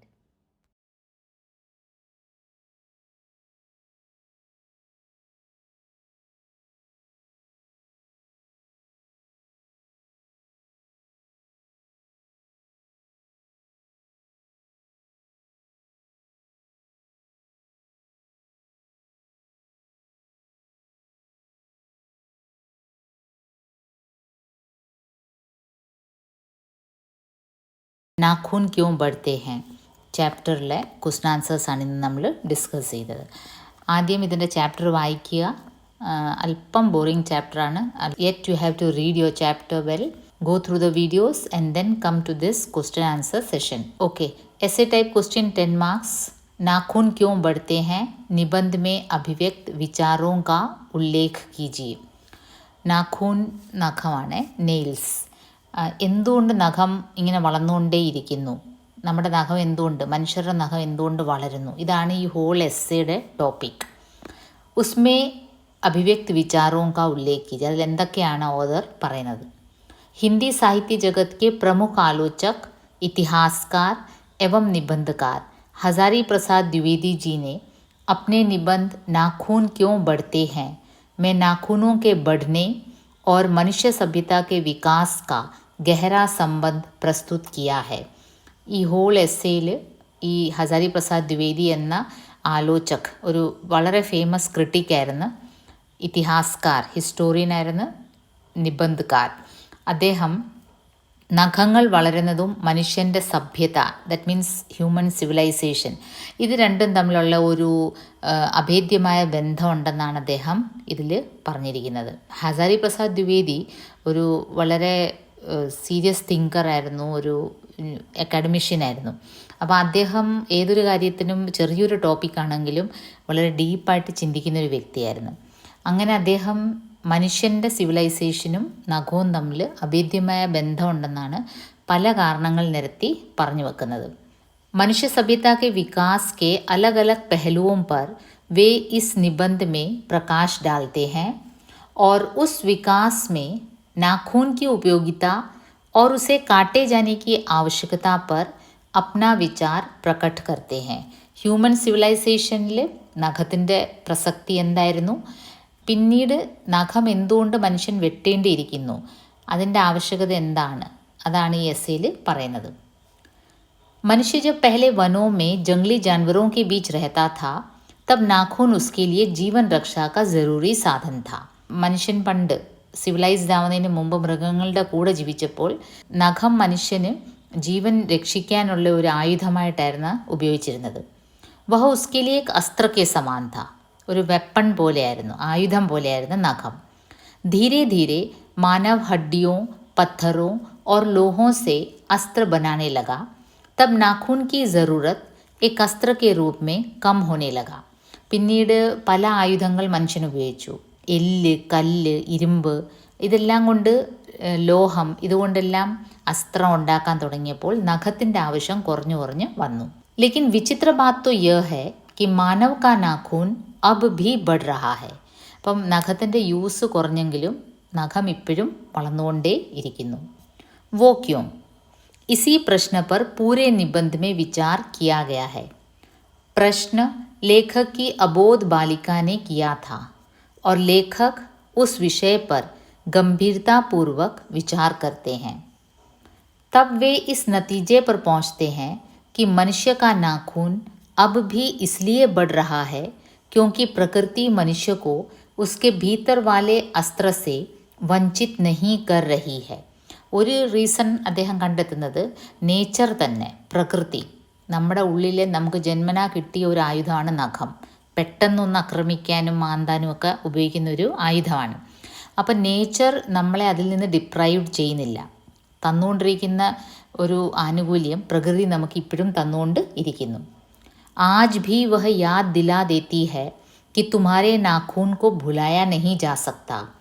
मानव अपने भीतर की पशुता की निशानी नाखून को काट कर अपनी बर्बरता घटाने की कोशिश करता है.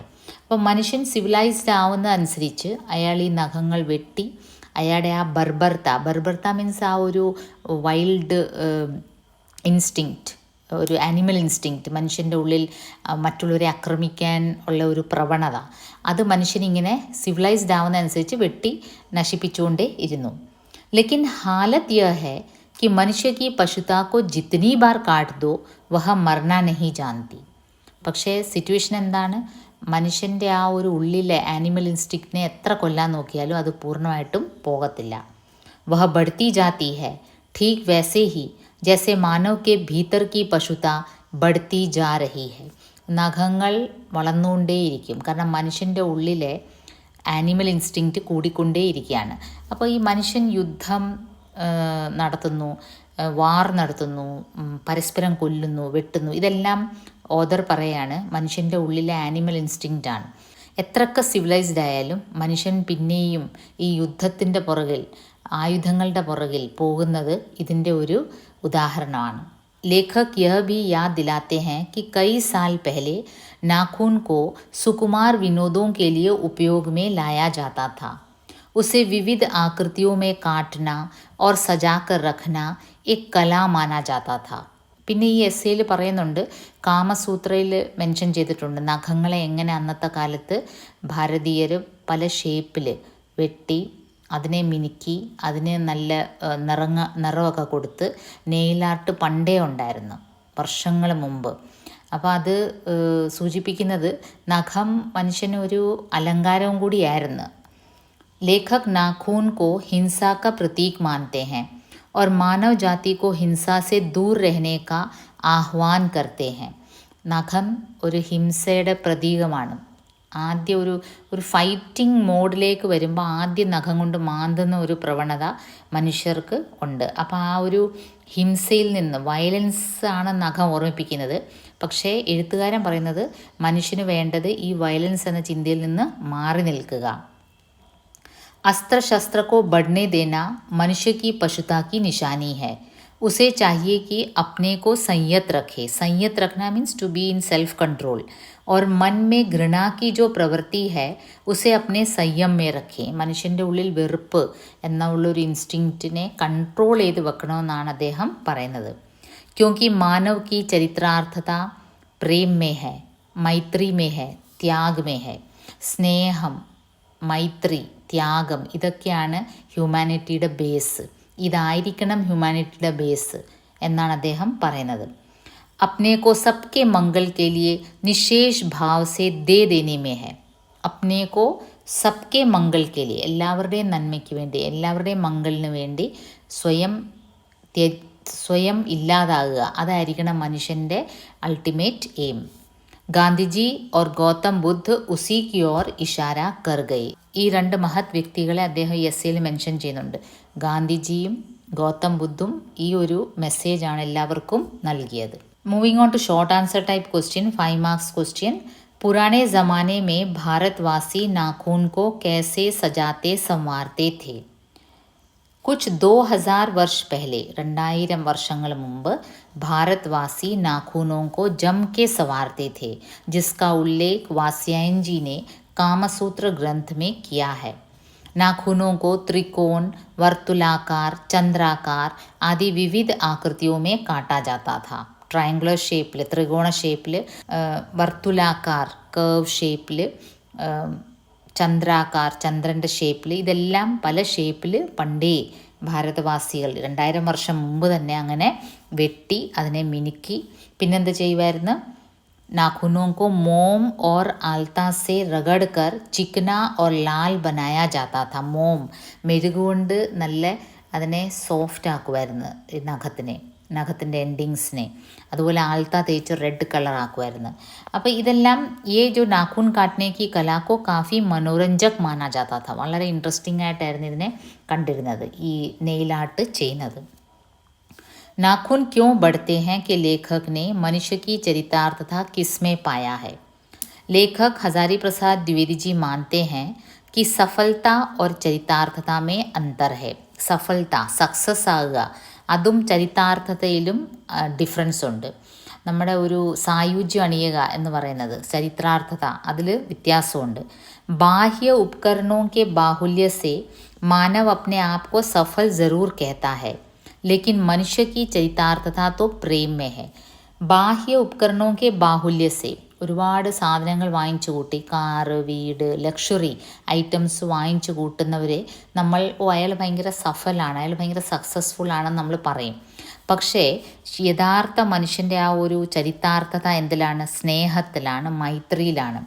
अपने को सबके मंगल के लिए നിശേഷ് ഭാവ് സെ ദേ ദേനെ മേ ഹെ. മറ്റുള്ളവർക്ക് വേണ്ടി സ്വയം മെഴുകുതിരിയെ പോലെ ഒഴുകിത്തീരുന്നതിലാണ് മനുഷ്യത്വം ഇരിക്കുന്നത്.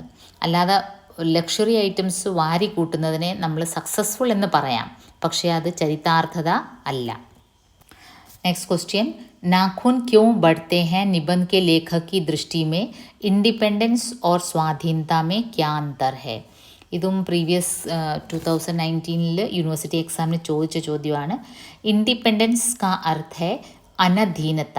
ഇൻഡിപെൻഡൻസ് എന്ന വേർഡിനെ ചൊല്ലി ഹസാരി പ്രസാദ് ദ്വിവേദി അതിൻ്റെ ആ ഒരു ട്രാൻസ്ലേഷൻ നമ്മൾ ചെയ്തിരിക്കുന്നത്. ഇൻഡിപെൻഡൻസ് ഇംഗ്ലീഷ് വേർഡാണ്, അതിനെ നമ്മൾ ഇംഗ്ലീഷിൽ നിന്ന് ഹിന്ദിയിലേക്ക് ട്രാൻസ്ലേറ്റ് ചെയ്യുമ്പോൾ നമ്മൾ അനധീനത ആണ് ചെയ്യേണ്ടത്. ഇൻഡിപെൻഡൻസിൻ്റെ മീനിങ് ഇൻഡിപെൻഡൻസ്, പക്ഷേ നമ്മൾ ചെയ്തത് സ്വാധീനത എന്നാണ്. ആ അനധീനത നമ്മൾ ഉപയോഗിക്കാതിരുന്നതിൻ്റെ കാരണം അദ്ദേഹം പറയുന്നത് മറ്റുള്ളവരുടെ അടിമയാകാതിരിക്കുക, അതാണ് അനധീനത.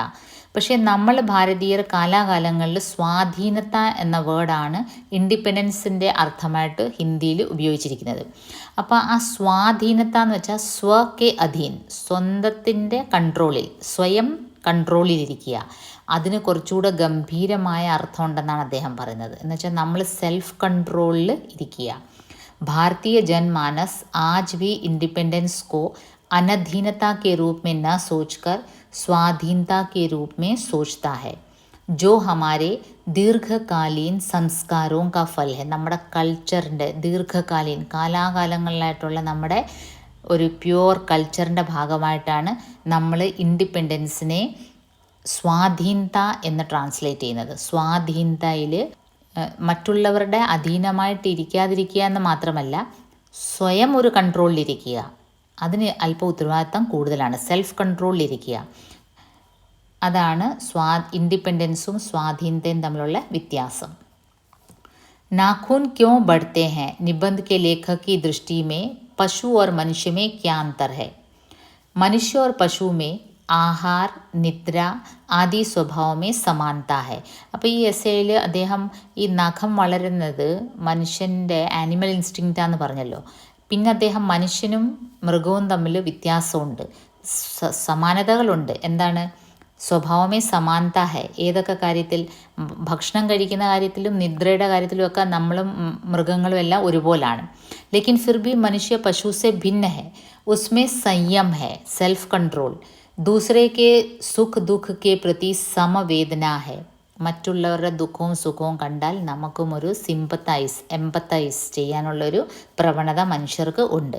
ശ്രദ്ധ ഹെ, ത്യാഗ് ഹെ. ശ്രദ്ധാഭാവന, ത്യാഗത്തിൻ്റെ ഭാവന, ഇതെല്ലാം മൃഗങ്ങൾക്കില്ലാത്തതാണ് നമുക്ക് ഉള്ളത്. नाखून का बढ़ना किसकी निशानी है? Very short answer type question. नाखून का बढ़ना मनुष्य के भीतर की पशुता की निशानी है. गौतम बुद्ध ने मनुष्य की मनुष्यता के बारे में क्या कहा? गौतम बुद्ध ने कहा कि मनुष्य की मनुष्यता यही है कि वह सबके सुख दुख को सहानुभूति से देखे. यह आत्मनियमित बंधन ही मनुष्य को मनुष्य बनाता है. लेखक मनुष्य के बढ़ते नाखून को देखकर निराश क्यों हो जाते हैं? लेखक मनुष्य के बढ़ते नाखून को देखकर निराश हो जाते हैं क्योंकि नाखून मानव की भयंकर पाशवी वृत्ति का जीवंत प्रतीक है. मनुष्य की पशुता को जितनी बार काट दो वह मरना नहीं जानती, फिर बढ़ जाती है. अपन बढ़ते हुए नाखून को देखकर लेखक എന്താ നിരാശാവുന്നത്? क्योंकि नाखून मानव की भयंकर पाशवी वृत्ति का जीवंत प्रतीक है. പാശ്വി വൃത്തി, ആനിമൽ ഇൻസ്റ്റിങ്ക്റ്റിൻ്റെ ജീവന്തമായ ഒരു പ്രതീകമാണ് നഖം. അതുകൊണ്ട് തന്നെ ഈ വളരുന്ന നഖം കാണുമ്പോൾ ലേഖകന് വിഷമമാണ് വരുന്നത്. മനുഷ്യക്ക് പശുതാക്കോ ജിത്തനി ബാർ കാട്ട് ദോ വഹ മർണ നഹി ജാൻതി ഫിർ ബഡ് ജാത്തി ഹെ. മനുഷ്യൻ്റെ ഉള്ളിലെ ആ ഒരു മൃഗീയ സ്വഭാവം എത്ര പ്രാവശ്യം വെട്ടിയാലും പിന്നെയും വളർന്നു വരും. അതാണ് നഖം വളരുന്നത് കാണുമ്പോൾ ലേഖകന് വിഷമം വരുന്നത്. ഓക്കെ, അപ്പോൾ to be in the safer side essay നിങ്ങൾക്ക് ഈ നാഖൂൻ ക്യോं बढ़ते हैं ബുദ്ധിമുട്ടായിട്ട് തോന്നുവാണെങ്കിൽ യു ക്യാൻ യൂസ് സദാചാർ കാ താവീസ് ഓർ സോനാ ഹിർനി ഓർ ഹരിബിന്ദി. എളുപ്പമുള്ളത് കുറച്ചുകൂടി ചൂസ് ചെയ്യാം. Okay, anyway you have got choice. One you can avoid. So it's time to wind up. Best of luck. നമ്മളിന്ന് Calicut university first sem BA BSc കുട്ടികളുടെ ഗദ്യതാര എന്ന ടെക്സ്റ്റിലെ സോനാ ഹിർനി എന്ന മഹാദേവി വർമ്മ എഴുതിയ രേഖാചിത്രമാണ് ഇന്ന് ഡിസ്കസ് ചെയ്യാൻ പോകുന്നത്. അതിൻ്റെ ക്വസ്റ്റ്യൻ ആൻസേഴ്സാണ് ഇന്ന് ഡിസ്കസ് ചെയ്യാൻ പോകുന്നത്. ഓക്കെ, സോ ആദ്യം essay type question, 10 marks question. सोना हिरनी का सारांश लिखिए. महादेवी वर्मा जी की एक काफ़ी മർമ്മസ്പർശി രേഖാചിത്ര ഹെ സോനാ ഹിർനി. സോനാ ഹിർനി എന്ന് ഓർക്കുമ്പം തന്നെ അതിൻ്റെ ഫോം ഓഫ് ലിറ്ററേച്ചർ, അതെന്ത് ഫോം ഓഫ് ലിറ്ററേച്ചറാണ്? രേഖാചിത്രമാണ്. അത് ഞാൻ ആ നിങ്ങൾ വീഡിയോസ് കണ്ടു കാണുമെന്ന് പ്രതീക്ഷിക്കുന്നു. രേഖാചിത്ര എന്താണെന്ന് എപ്പോഴും ഓർമ്മ വേണം. കിസി വ്യക്തി, വസ്തു, സ്ഥാൻ, ഘടന യാ ദൃശ്യ കാ ചിത്ര शब्दों से खींचते चले जाने को രേഖാചിത്ര യാ ശബ്ദചിത്ര കഹാ ജാത്ത ഹെ. ഏതെങ്കിലും വ്യക്തിയോ വസ്തുവോ സ്ഥലമോ അതിനെ വളരെ മനോഹരമായി വാക്കുകൾ കൊണ്ട് ചിത്രം വരയ്ക്കുന്ന പോലെ വരയ്ക്കുന്നതിനെയാണ് രേഖാചിത്ര എന്ന് പറയുന്നത്. Mahadevi Verma was well known for her രേഖാചിത്ര. വളരെ ഫ്യൂ റൈറ്റേഴ്സാണ് ഹിന്ദിയിൽ രേഖാചിത്ര എഴുതി സക്സസ്ഫുൾ ആയിട്ടുള്ളത്. അതിലൊന്ന് മഹാദേവി വർമ്മയാണ്. സോ ഇതൊരു മർമ്മസ്പർശി രേഖാചിത്രമാണ്. लेखिका अपने रेखा चित्रों के लिए काफ़ी प्रसिद्ध हैं और सोना हिरनी के द्वारा वे हिरणों के निश्चल प्रेम से हमें भी परिचित करवाती हैं. ഈ സോനാ ഹിർണി എന്ന ഈ ഒരു രേഖാചിത്ര അത് വായിക്കുമ്പം നമുക്കും ആ മാൻ എങ്ങനെയാണ് പെരുമാറുന്നത് നമുക്കത് പൊതുവെ അറിവില്ലാത്തൊരു കാര്യമാണ് അല്ലേ. നമ്മൾ നായയും പൂച്ചയൊക്കെ വളർത്തും, കോഴി, ആട്. പക്ഷേ ഈ ഹിരൺ എന്നുള്ളൊരു മൃഗം നമ്മളങ്ങനെ വളർത്താനുള്ള സാഹചര്യം വളരെ കുറവാണ്. അതുകൊണ്ട് തന്നെ ഈ രേഖാചിത്രം വായിക്കുമ്പം നമുക്ക് ആ ഒരു മൃഗത്തിൻ്റെ സ്വഭാവ വിശേഷതകളും മനസ്സിലാവും. പാലने के बाद हिरण पशु न रहकर स्नेही संगी बन जाता है और मनुष्य के एकांत शून्य को भर देता है. उसे पालने के बाद ആ ഒരു മൃഗത്തിനെ നമ്മൾ വളർത്തിക്കഴിഞ്ഞാൽ അതൊരു മൃഗമായിട്ടിരിക്കുകയല്ലാതെ അതൊരു സ്നേഹി സംഗി, നമ്മുടെ ഒരു ഫ്രണ്ടായിട്ട് മാറും. यह सत्य इस രേഖാചിത്ര के ആസ്വാദൻ के बाद ज्ञात होता है. ആ ഒരു ട്രൂത്ത് നമുക്ക് ഈ രേഖാചിത്രം വായിച്ചു കഴിയുമ്പോഴാണ്, ഇത് ആസ്വദിച്ച് കഴിയുമ്പോഴാണ് മനസ്സിലാവുന്നത്. सोना का लेखिका के घर आ पहुंचने के पीछे एक दारुण कथा है. सोना की माँ को शिकारियों ने मार दिया था और वे उस मृत हिरनी के नवजात शिशु को कौतूहलवश अपने साथ ले जाते हैं.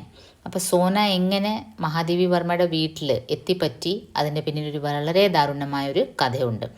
സോനയുടെ അമ്മേനെ ശിക്കാരികൾ വീഴ്ത്തുകയായിരുന്നു, അമ്പെയ്ത് വീഴ്ത്തുകയായിരുന്നു ഒരു പക്ഷേ.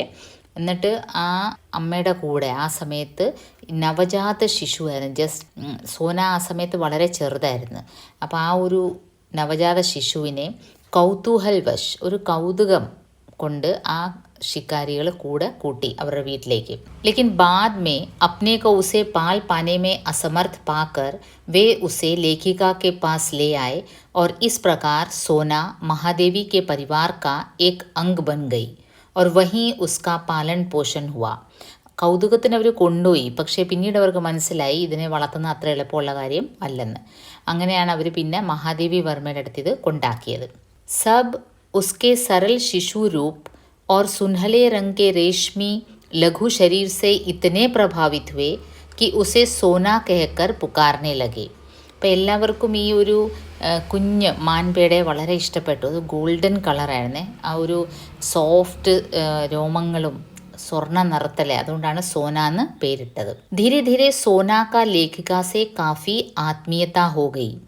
वह छात्रावास की लड़कियों से भी काफ़ी हिल मिल गई.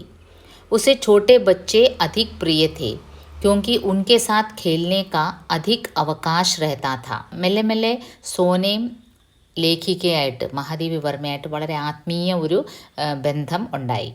ഛാത്രാവാസ് की लड़कियों से भी काफ़ी हिल मिल गई. ഛാത്രാവാസ് എന്ന് പറയുമ്പോൾ ഹോസ്റ്റലിലെ പെൺകുട്ടികളായിട്ടും സോന വളരെ ഫ്രണ്ട്ലി ആയി. उसे छोटे बच्चे अधिक प्रिय थे क्योंकि उनके साथ खेलने का अधिक अवकाश रहता था. അവിടെ തന്നെ മഹാദേവി വർമ്മയ്ക്ക് അവിടെ തന്നെ ഒരു സ്കൂളും ഉണ്ടായിരുന്നു, ഗേൾസ് ഓൺലി. അന്നത്തെ കാലത്ത് ഇൻഡിപെൻഡൻസിന് മുമ്പ് പെൺകുട്ടികൾക്ക് മാത്രം ഒരു വിദ്യാലയം തുടങ്ങിയ ഒരു ലേഡിയാണ് മഹാദേവി വർമ്മ. ആ കുട്ടികളായിട്ട് ഈ സോനയ്ക്ക് വളരെ അധികം സ്നേഹവും അടുപ്പമായിരുന്നു. क्योंकि उनके साथ खेलने का अधिक अवकाश रहता था. सोना महादेवी जी की अन्य पालतू जानवरों से भी काफ़ी हिल मिल गई थी. അതുപോലെ തന്നെ അവിടെ വേറെയും ഒരുപാട് വളർത്തുമൃഗങ്ങളുണ്ടായിരുന്നു മഹാദേവി വർമ്മയ്ക്ക്. അവരുമായിട്ടൊക്കെ സോന വളരെ ഫ്രണ്ട്ലി ആയി. यहाँ तक कि फ्लोरा नाम की कुतिया सोना के पास अपने नवजात पिल्लों को छोड़कर निश्चिंत भाव से बाहर घूम आती.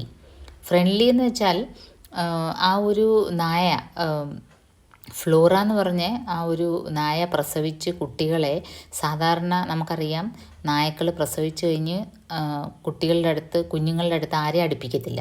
അവർ ഭയങ്കര ഫെറോഷ്യസ് ആവും, കാരണം അവർക്ക് പേടിയാണ് ആ കുഞ്ഞുങ്ങളെ നമ്മൾ എന്തെങ്കിലും ചെയ്യുമെന്ന്.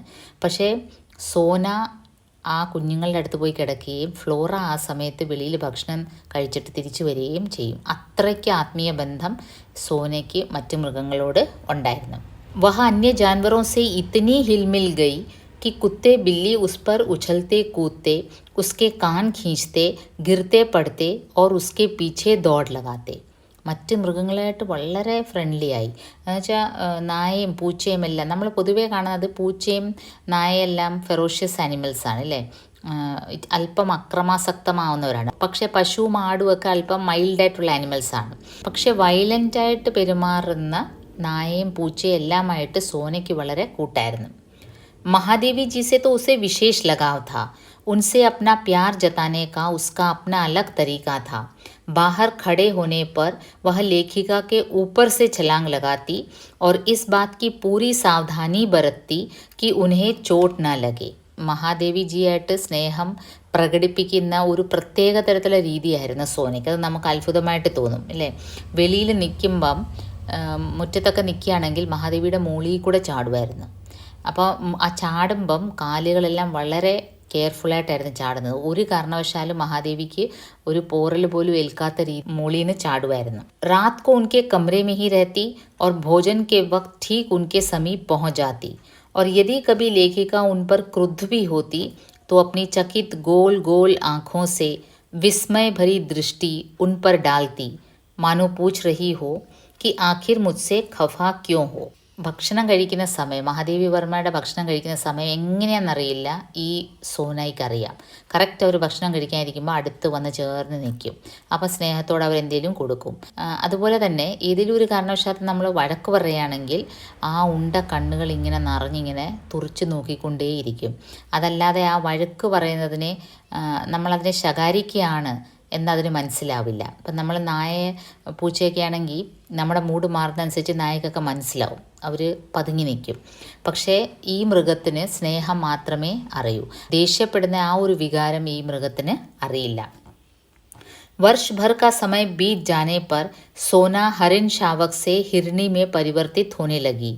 उसके मन में वन प्रदेशों में विचरने का मोह स्वाभाविक रूप से उठने लगा और शायद अन्य हिरणों से दोस्ती करने की इच्छा तीव्र होती गई.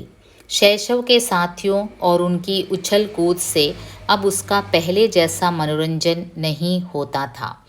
ഒരു വയസ്സൊക്കെ ആയപ്പം സോനയിൽ വളരെ പ്രകടമായ മാറ്റങ്ങൾ ശാരീരികമായിട്ടും മാനസികമായിട്ടും വന്നു തുടങ്ങി.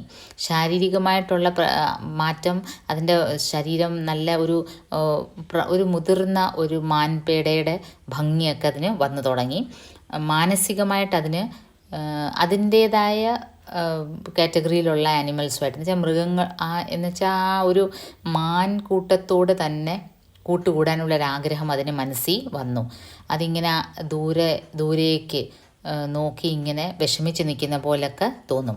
और शैशव के साथियों और उनके साथ उछल कूद से अब उसका पहले जैसा मनोरंजन नहीं होता. നായയും പൂച്ചയുടെ ഒക്കെ കൂടെ കളിച്ചുള്ള പണ്ടത്തെ ആ ഒരു സന്തോഷമൊന്നും ഇപ്പം അതിന് കാണാൻ ഇല്ലായിരുന്നു. महादेवी जी जब ग्रीष्मावकाश में बद्रीनाथ तीर्थ यात्रा के लिए गई तो सोना का सूनापन और बढ़ गया. छात्रावास भी बंद था और उधर कुछ खोजती सी वह प्रायः कॉम्पाउंड के बाहर निकल जाती. സമ്മർ ഹോളിഡേയ്സിന് മഹാദേവി ജി ബദ്രീനാഥിനൊരു ട്രിപ്പ് പോയി. ആ സമയത്ത് സോന വളരെ ലോൺലിയായി. ഹോസ്റ്റലും അടച്ചിരിക്കുകയായിരുന്നു, സമ്മർ വെക്കേഷനായിരുന്നു. അപ്പോൾ സോനയ്ക്ക് ആകെ അങ്ങ് ലോൺലിനെസ്സായി.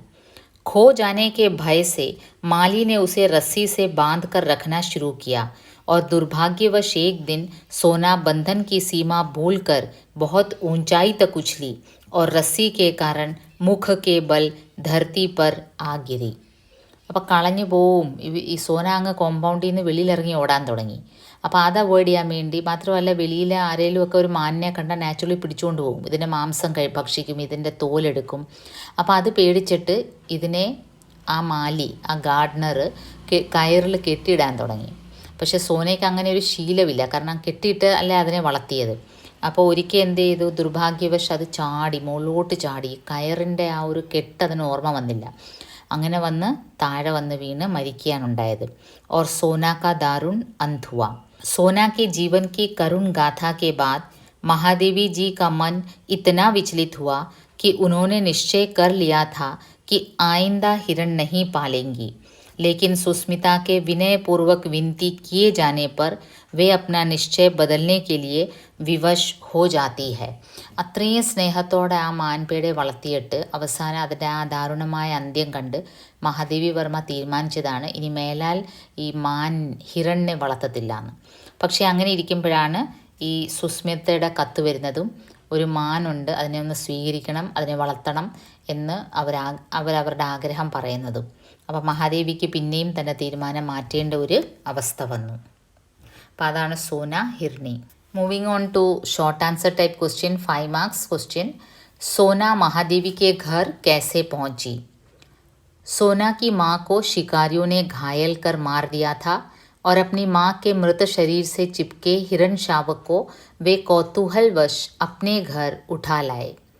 कुछ दिनों के लिए उसे अपने पास रखा, लेकिन बाद में उन्हें लगा कि इतने छोटे से मृग शावक की देखभाल करना उनके बस की बात नहीं. और तब उनके परिवार की एक बालिका को महादेवी जी की याद आई.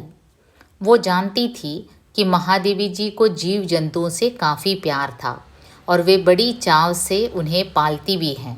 अतः वह उस नन्ही सी मृग शावक को महादेवी के घर ले आई. इस प्रकार സോന മഹാദേവി കെ ഘർ പਹੁंची. ഇതിന് എക്സ്പ്ലനേഷൻ്റെ ആവശ്യമൊന്നുമില്ല, വളരെ സിമ്പിളാണ്. എങ്ങനെ സോന ഇവിടെ എത്തിപ്പെട്ടു എന്നുള്ളത് നമ്മൾ നേരത്തെ കണ്ടതാണ്, നിങ്ങളും ചാപ്റ്റർ വായിച്ചതാണ്. नेक्स्ट क्वेश्चन, लेखिका के मन में सोना की अचानक स्मृति हो आने का कारण क्या है? എന്തുകൊണ്ട് ഇത് സോന മരിച്ചതിന് ശേഷം എഴുതിയ രേഖാചിത്രമാണ്. സ്മൃതി ഒരു ഫ്ലാഷ് ബാക്കാണ്. ഒരു കത്ത് വന്നപ്പം ഈ ഒരു ഓർമ്മ വന്നു സോനയുടെ. അപ്പോൾ ലേഖിക के मन में सोना की अचानक स्मृति हो आने का कारण क्या है? लेखिका की एक परिचित डॉक्टर धीरेन्द्र नाथ बसु की पौत्री सुस्मिता द्वारा लिखे खत ने अचानक उनके मन में सोना की स्मृति जगा दी, क्योंकि उस खत में भी एक हिरण का जिक्र था और सुस्मिता आग्रह प्रकट करती है कि लेखिका उस हिरण को स्वीकार करें, क्योंकि वो हिरण को एक ऐसे व्यक्ति के हाथों सौंपना चाहती थी जो उसकी भली भांति देखभाल करे. किसी दूसरे के यहाँ देने पर सुस्मिता के मन में शंका रहती कि कहीं उससे बुरा व्यवहार न किया जाए. അപ്പോൾ സുസ്മിതയ്ക്ക് അറിയായിരുന്നു മഹാദേവി വർമ്മജി വളരെ നല്ലപോലെ മൃഗങ്ങളെ വളരെ സ്നേഹത്തോടെ ആത്മാർത്ഥതയോടെ നോക്കുമെന്ന്. അതുകൊണ്ടാണ് അവരുടെ കയ്യിലുള്ള ആ ഒരു ഹിരൺ ഷാവക്ക് മഹാദേവിജിയുടെ തന്നെ ഏൽപ്പിക്കാൻ അവർ ഉദ്ദേശിക്കുന്നത്. അങ്ങനത്തെ ഒരു റിക്വസ്റ്റ് ലെറ്റർ വരുമ്പോഴാണ് മഹാദേവി വർമ്മയ്ക്ക് പണ്ട് താൻ വളർത്തിയ സോന ഹിർണി എന്ന ഒരു എപ്പിസോഡ് ഓർമ്മ വരുന്നത്. और लेखिका के मन में अचानक सोना की स्मृति जगा दी. नेक्स्ट क्वेश्चन, लेखिका और सोना की गहरी ആത്മീയത का परिचय दीजिए. ലേഖികയും സോനയും തമ്മിലുള്ള ആ ഒരു റിലേഷൻഷിപ്പിൻ്റെ ആ ഒരു നിഗൂഢത, ആ ഒരു ആത്മബന്ധത്തെ പറ്റിയാണ് വിവരിക്കേണ്ടത്. सोना अपनी शैशवावस्था में लेखिका के घर पहुंची थी. लेखिका ने उसे बड़े प्यार से खिलाया पिलाया और कुछ ही दिनों में उनके बीच एक गहरी आत्मीयता पनपने लगी. वह रात होते ही लेखिका की पलंग के पाए से सटकर बैठ जाती और सवेरा होने पर ही बाहर निकलती. लेखिका के भोजन का समय भी वह अच्छी तरह जानती थी और ठीक उसी समय अंदर आ जाती और तब तक उससे सटी खड़ी रहती जब तक उनका खाना समाप्त न हो जाता. बाहर खड़े होने पर वह सामने या पीछे से छलांग लगाती और उनके सिर के ऊपर से दूसरी ओर निकल जाती. അപ്പം നമ്മൾ നേരത്തെ ഡിസ്കസ് ചെയ്ത കാര്യങ്ങൾ തന്നെയാണ്. ഭക്ഷണ സമയത്ത് കൃത്യമായിട്ട് വരിക, വെളിയിൽ നിൽക്കുമ്പോൾ മോളിൽ നിന്ന് ചാടുക, അങ്ങ് വളരെ ക്ലോസ് ഒരു ആത്മബന്ധമായിരുന്നു. वह यह ध्यान रखती कि उसके पैरों से लेखिका को चोट न पहुँचे.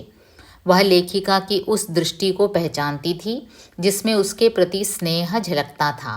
इस प्रकार लेखिका और सोना के बीच गहरी आत्मीयता थी.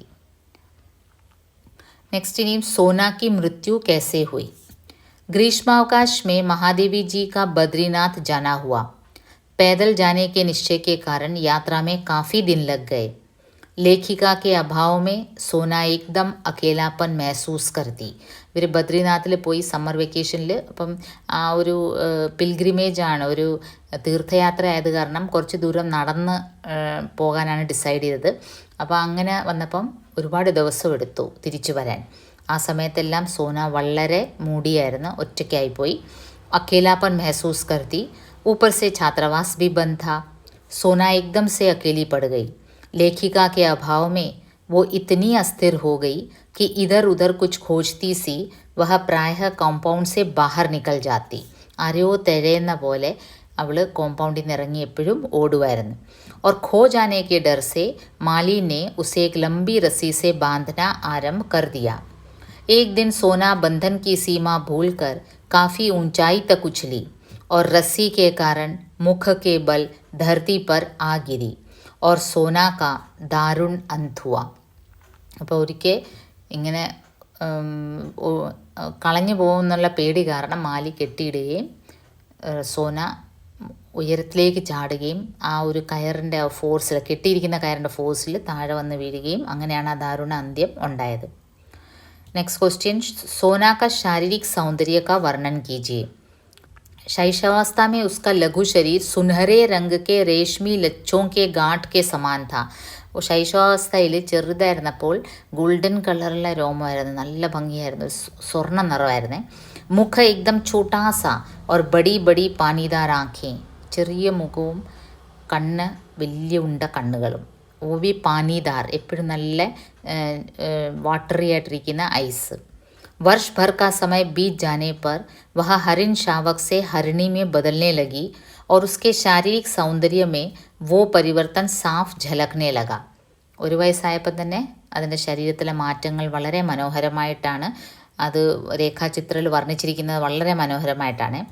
उसके शरीर के पीताभ रोएं ताम्रवर्णी झलक देने लगी. टांगें अधिक सुडौल और खुरों के कालेपन में चमक आ गई.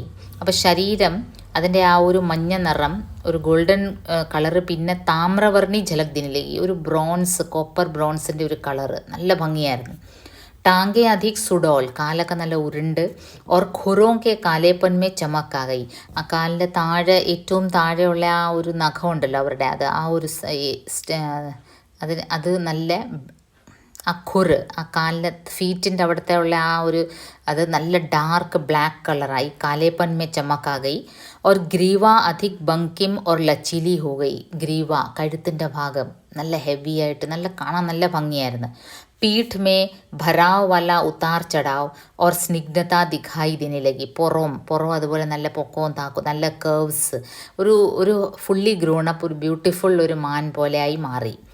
आँखों के चारों ओर खींची कज्जल कोर में नीले गोलक जैसे दिखने लगे और दृष्टि ऐसे लगती थी मानो नीलम के बल्बों में उजली विद्युत का स्वरण हो. കണ്ണിൻ്റെ ചുറ്റും നല്ല കറുത്ത ആ ഒരു കൺമഷി വരച്ച പോലെ അതൊന്നുകൂടെ ഡാർക്കായി. എന്നിട്ട് ആ കണ്ണിൻ്റെ അകത്താണെങ്കിൽ ഒരു ബ്ലൂയിഷ് ടിഞ്ചുള്ള ബൾബ് കത്തുന്ന പോലെ അത്രയ്ക്ക് മനോഹരമായിരുന്ന ആ ഒരു കാഴ്ച. So moving on to very short answer type question. उसका मुख इतना छोटा सा था कि उसमें शीशी का निप्पल समाता ही नहीं था. प्रस्तुत प्रसंग में किसके मुख का वर्णन किया गया है? यह प्रसंग किस रचना से उद्धृत है? उसका मुख इतना छोटा सा था. അപ്പോൾ അത് ഈ പ്രസംഗ് മഹാദേവി വർമ്മയുടെ സോനാ ഹിർണി സെ ഉദ്ധൃത് ഹെ. और മൃഗശാവക് സോന കെ മുഖ കാ വർണ്ണൻ ഹെ. വളരെ ചെറിയ വായായിരുന്നു, അതിൻ്റെ അത് നിപ്പിൾ പോലും കേരളത്തിലായിരുന്നു. സോനാ ഹിർണി രേഖാചിത്ര में और किन किन जीव जंतुओं का उल्लेख किया गया है? ബില്ലി ഗോധൂലിയെ പറ്റി പറയുന്നുണ്ട്. പിന്നെ ഹേമന്തും വസന്തും പേരിലുള്ള 2 നായ്ക്കൾ, പിന്നെ ഒരു ബിച്ച് ഫ്ലോറ और उसके पिल्लों का उल्लेख रेखा चित्र में किया गया है. മഹാദേവി കിൻ കിൻ കെ സാത്ത് ബദ്രിനാഥ് യാത്ര ജാത്തി ഹെ. ആരുടെയൊക്കെ കൂടിയാണ് മഹാദേവി ബദ്രിനാഥ് യാത്രയിൽ പോയത്? അവരുടെ ഒരു ഹെൽപ്പായിട്ട് നിൽക്കുന്ന ഒരു ലേഡിയാണ് ഭക്തിൻ. പിന്നെ അവരുടെ വേലക്കാരൻ അനുരൂപ്. Or Palthu ജാൻവറോ may ഫ്ലോറനെ കൊണ്ടുപോയിരുന്നു. ബദ്രിനാഥ് യാത്രയിൽ കൂടെ കൊണ്ടുപോയിരുന്നു. ഫ്ലോറ ഇവരില്ലാതെ ഒട്ടും ജീവിക്കില്ല എന്നുള്ളൊരു ടൈപ്പാണ്. അങ്ങനെ ഫ്ലോറയെ കൊണ്ടുപോയിരുന്നു. സോന ഛാത്രാവാസ് പहुंचकर क्या क्या करती? ഹോസ്റ്റലിലെത്തി സോന എന്തൊക്കെ ചെയ്യുമായിരുന്നു? സോന ഛാത്രാവാസ് പहुंचकर പ്രത്യേക കമറേ കാ ഭീതർ ബാഹർ നിരീക്ഷൺ करती.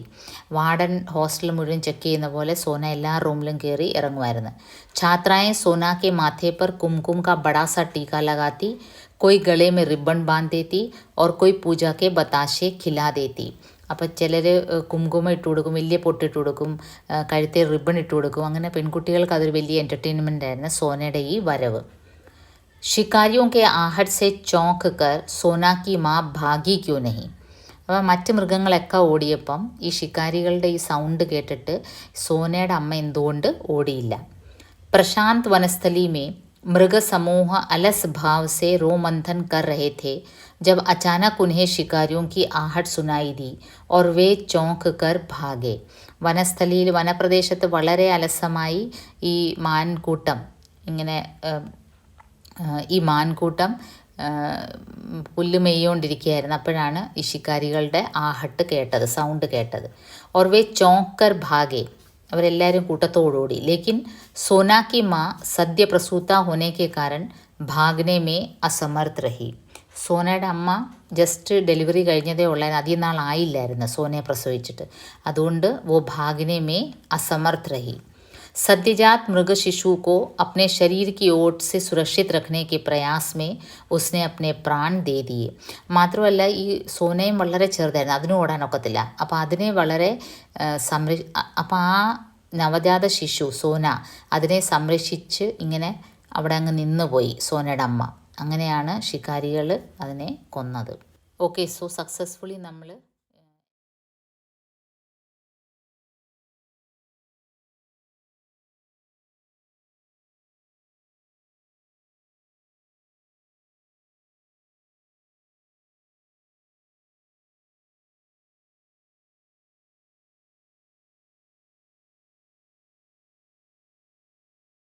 നമ്മളിന്ന് Calicut university first sem BA BSc ഗദ്യതാര ടെക്സ്റ്റിലെ സദാചാർ കാ താവീസ് എന്ന വ്യംഗ്യാത്മക ലേഖാണ് ഡിസ്കസ് ചെയ്യാൻ പോകുന്നത്. അതിൻ്റെ ക്വസ്റ്റ്യൻസ് ആൻഡ് ആൻസേഴ്സാണ്. ഇതിൻ്റെ വീഡിയോ ചാനലിൽ അപ്ലോഡാണ്. ആദ്യം കഥ ആസ്വദിച്ച് വായിക്കുക, പിന്നീട് വീഡിയോ കാണുക. Then you move on to this session. SA type question ആദ്യം 10 മാർക്സ് ക്വസ്റ്റ്യൻ. ഇത് കമ്പാരിറ്റീവ്ലി ഈസി ചാപ്റ്ററാണ്. നിങ്ങൾക്ക് ഇൻട്രസ്റ്റിംഗ് ആയിട്ട് തോന്നും, എഴുതാനും എളുപ്പമാണ്. So it's better to concentrate essay part of this chapter. सदाचार का तावीज़ कहानी का सारांश लिखिए. അതിൻ്റെ സാരാംശം സമ്മറി. हिंदी साहित्य जगत में व्यंग्य विधा को एक नई पहचान देने वाले हरिशंकर परसाई जी की एक रोचक रचना है सदाचार का तावीज़. ഹിന്ദി സാഹിത്യ ലോകത്ത് വ്യംഗ്യ അല്ലെങ്കിൽ സെറ്റയർ, വ്യംഗ്യാത്മകമായിട്ട് കഥകൾ അവതരിപ്പിക്കുന്ന ഒരു പുതിയ രീതി കൊണ്ടുവന്നൊരു വ്യക്തിയാണ് ഹരിശങ്കർ परसाई. അദ്ദേഹത്തിൻ്റെ വളരെ रोचक मीन्स इंटरेस्टिंग रचनायाണ് सदाचार का तावीज़. एक राजा और उनके दरबारियों की कथा के द्वारा वे समाज में व्याप्त भ्रष्टाचार नामक विसंगति की ओर हमारा ध्यान आकर्षित करते हैं. ഒരു രാജാവും അദ്ദേഹത്തിൻ്റെ കുറേ ദർബാരികളും, അദ്ദേഹത്തിൻ്റെ രാജസദസ്സിലുള്ള മന്ത്രിമാരും മറ്റാൾക്കാരും അവരുടെ ഒരു കഥയിലൂടെ സമാജ് മേ വ്യാപ്ത് ഭ്രഷ്ടാചാർ, സമൂഹത്തിൽ അഴിമതി വളരെയധികം അങ്ങ് കൂടി നിൽക്കുന്ന സമയത്ത് നമ്മളെല്ലാവരുടെയും ശ്രദ്ധ അതിലേക്ക് കേന്ദ്രീകരിക്കാൻ വേണ്ടി ഈ ഒരു രാജാവിൻ്റെ കഥയിലൂടെ, ഒരു വിഡ്ഢിയായ രാജാവ്, അദ്ദേഹത്തിൻ്റെ കഥയിലൂടെ സമൂഹത്തിനെ ഈ അഴിമതി എന്ന ഒരു മഹാവിപത്തിനെ ചൂണ്ടിക്കാണിക്കുകയാണ് ഹരിശങ്കർ परसाई. ഈ ഹരിശങ്കർ परसाई ഉണ്ടല്ലോ, നമ്മുടെ ഗവൺമെൻറ്റിനെയോ മന്ത്രിമാരെയോ ആരെയും പേടിയില്ലാതെ എഴുതുന്ന ഒരു വ്യക്തിയായിരുന്നു. അപ്പോൾ ആ കാലഘട്ടത്തിൽ ഇന്ത്യയിൽ ഒരുപാട് അഴിമതി, ഏത് ഓഫീസിൽ ചെന്നാലും കൈക്കൂലി കൊടുക്കാതെ ഒരു കാര്യവും നടക്കില്ല. എഴുത്തുകാർ അവർക്ക് അവാർഡ് കിട്ടും, അല്ലെങ്കിൽ വലിയ വലിയ പൊസിഷൻ കിട്ടുമെന്ന് പറഞ്ഞ് ഈ കാര്യത്തിൽ മൗനം പാലിക്കുന്ന സമയത്താണ് തൻ്റെ വ്യംഗ്യ രചനയിലൂടെ ഹരിശങ്കർ परसाई വളരെ ശക്തമായിട്ട് എഴുതിയിരുന്നത്. അദ്ദേഹത്തിന് അങ്ങനെ ഒരു സ്ഥാനമാനമോ ആരെയും പേടിയൊന്നുമില്ലായിരുന്നു. സമൂഹത്തിൽ കാണുന്ന കൊള്ളരുതായ്മ അതിനെ ഒരു ഹാസ്യ രൂപത്തിൽ എങ്കിൽ കൊള്ളേണ്ടടുത്ത് കൊള്ളും, അതാണല്ലോ വ്യംഗ്യത്തിൻ്റെ പ്രാധാന്യം തന്നെ. यहाँ राजा उन अधिकारियों के प्रतीक हैं जो अपने चालाक एवं चापलूस अफसरों की मीठी मीठी बातों में फंसकर भ्रष्टाचार को फैलने में मदद करते हैं. ഇവിടെ രാജാവ് ആ ഓഫീസേഴ്സിൻ്റെ ഒരു റെപ്രസെൻറ്റേറ്റീവാണ്. ഏത് ഓഫീസേഴ്സ്? തൻ്റെ കീഴെ ജോലി ചെയ്യുന്ന ആൾക്കാരുടെ മീഠി മീഠി ബാത്തേ, ചാപ്ലൂസ് അഫ്സറോക്കെ, ചാപ്ലൂസ് എന്ന് വെച്ചാൽ സോപ്പിടുന്നത്. ഈ രാജാവിനെ ആക്ച്വലി അഴിമതി മാറ്റണമെന്ന് വളരെയധികം ആഗ്രഹം ഉണ്ടായിരുന്നു. പക്ഷേ അയാളുടെ ദർബാറികൾ അദ്ദേഹത്തിനെ സോപ്പിട്ടിങ്ങനെ യാഥാർത്ഥ്യം മനസ്സിലാപ്പിക്കാതെ നിർത്തും. അങ്ങനത്തെ ഉന്നത അധികാരികളുടെ ഒരു പ്രതീകമാണ് ഈ രാജാവ്. മന്ത്രിമാർ അല്ലേ ഓഫീസേഴ്സ്, അവർ തെറ്റിദ്ധരിപ്പിക്കുന്നു. അപ്പോൾ ഉന്നത സ്ഥാനത്തിലിരിക്കുന്നവർ ചിലപ്പോൾ വാസ്തവത്തിൽ സമൂഹത്തിൽ മാറ്റം ആഗ്രഹിക്കുന്നവരായിരിക്കാം. പക്ഷേ അവരുടെ താഴേക്കിടയിൽ ജോലി ചെയ്യുന്നവർ ഈ ചാപ്ലൂസ് അഫ്സറാണെങ്കിൽ ഇങ്ങനെ ഈ രാജാവിൻ്റെ അവസ്ഥ തന്നെ വരും. कहानी एक ऐसे राज्य के बारे में है जहाँ बड़ी मात्रा में भ्रष्टाचार फैल चुकी थी और राजा अपने राज्य की इस हालत से काफ़ी परेशान थे. ആ രാജ്യത്ത് വലിയ എമൗണ്ടിൽ അഴിമതി പടർന്നു കഴിഞ്ഞിരുന്നു. രാജാവ് ഈ കാര്യത്തിൽ വളരെ ചിന്താവിഷ്ടനായിരുന്നു. ഇത്തനാ പരേഷാൻ कि वे रात को चैन से सो भी न पाते थे. രാജാവാണെങ്കിൽ വളരെ ഡിസ്റ്റർബ്ഡ് ആയിരുന്നു ഈ ഒരു ഇഷ്യൂ കാരണം. രാത്രിയിൽ അദ്ദേഹത്തിന് ഉറങ്ങാൻ പോലും പറ്റുന്നില്ലായിരുന്നു.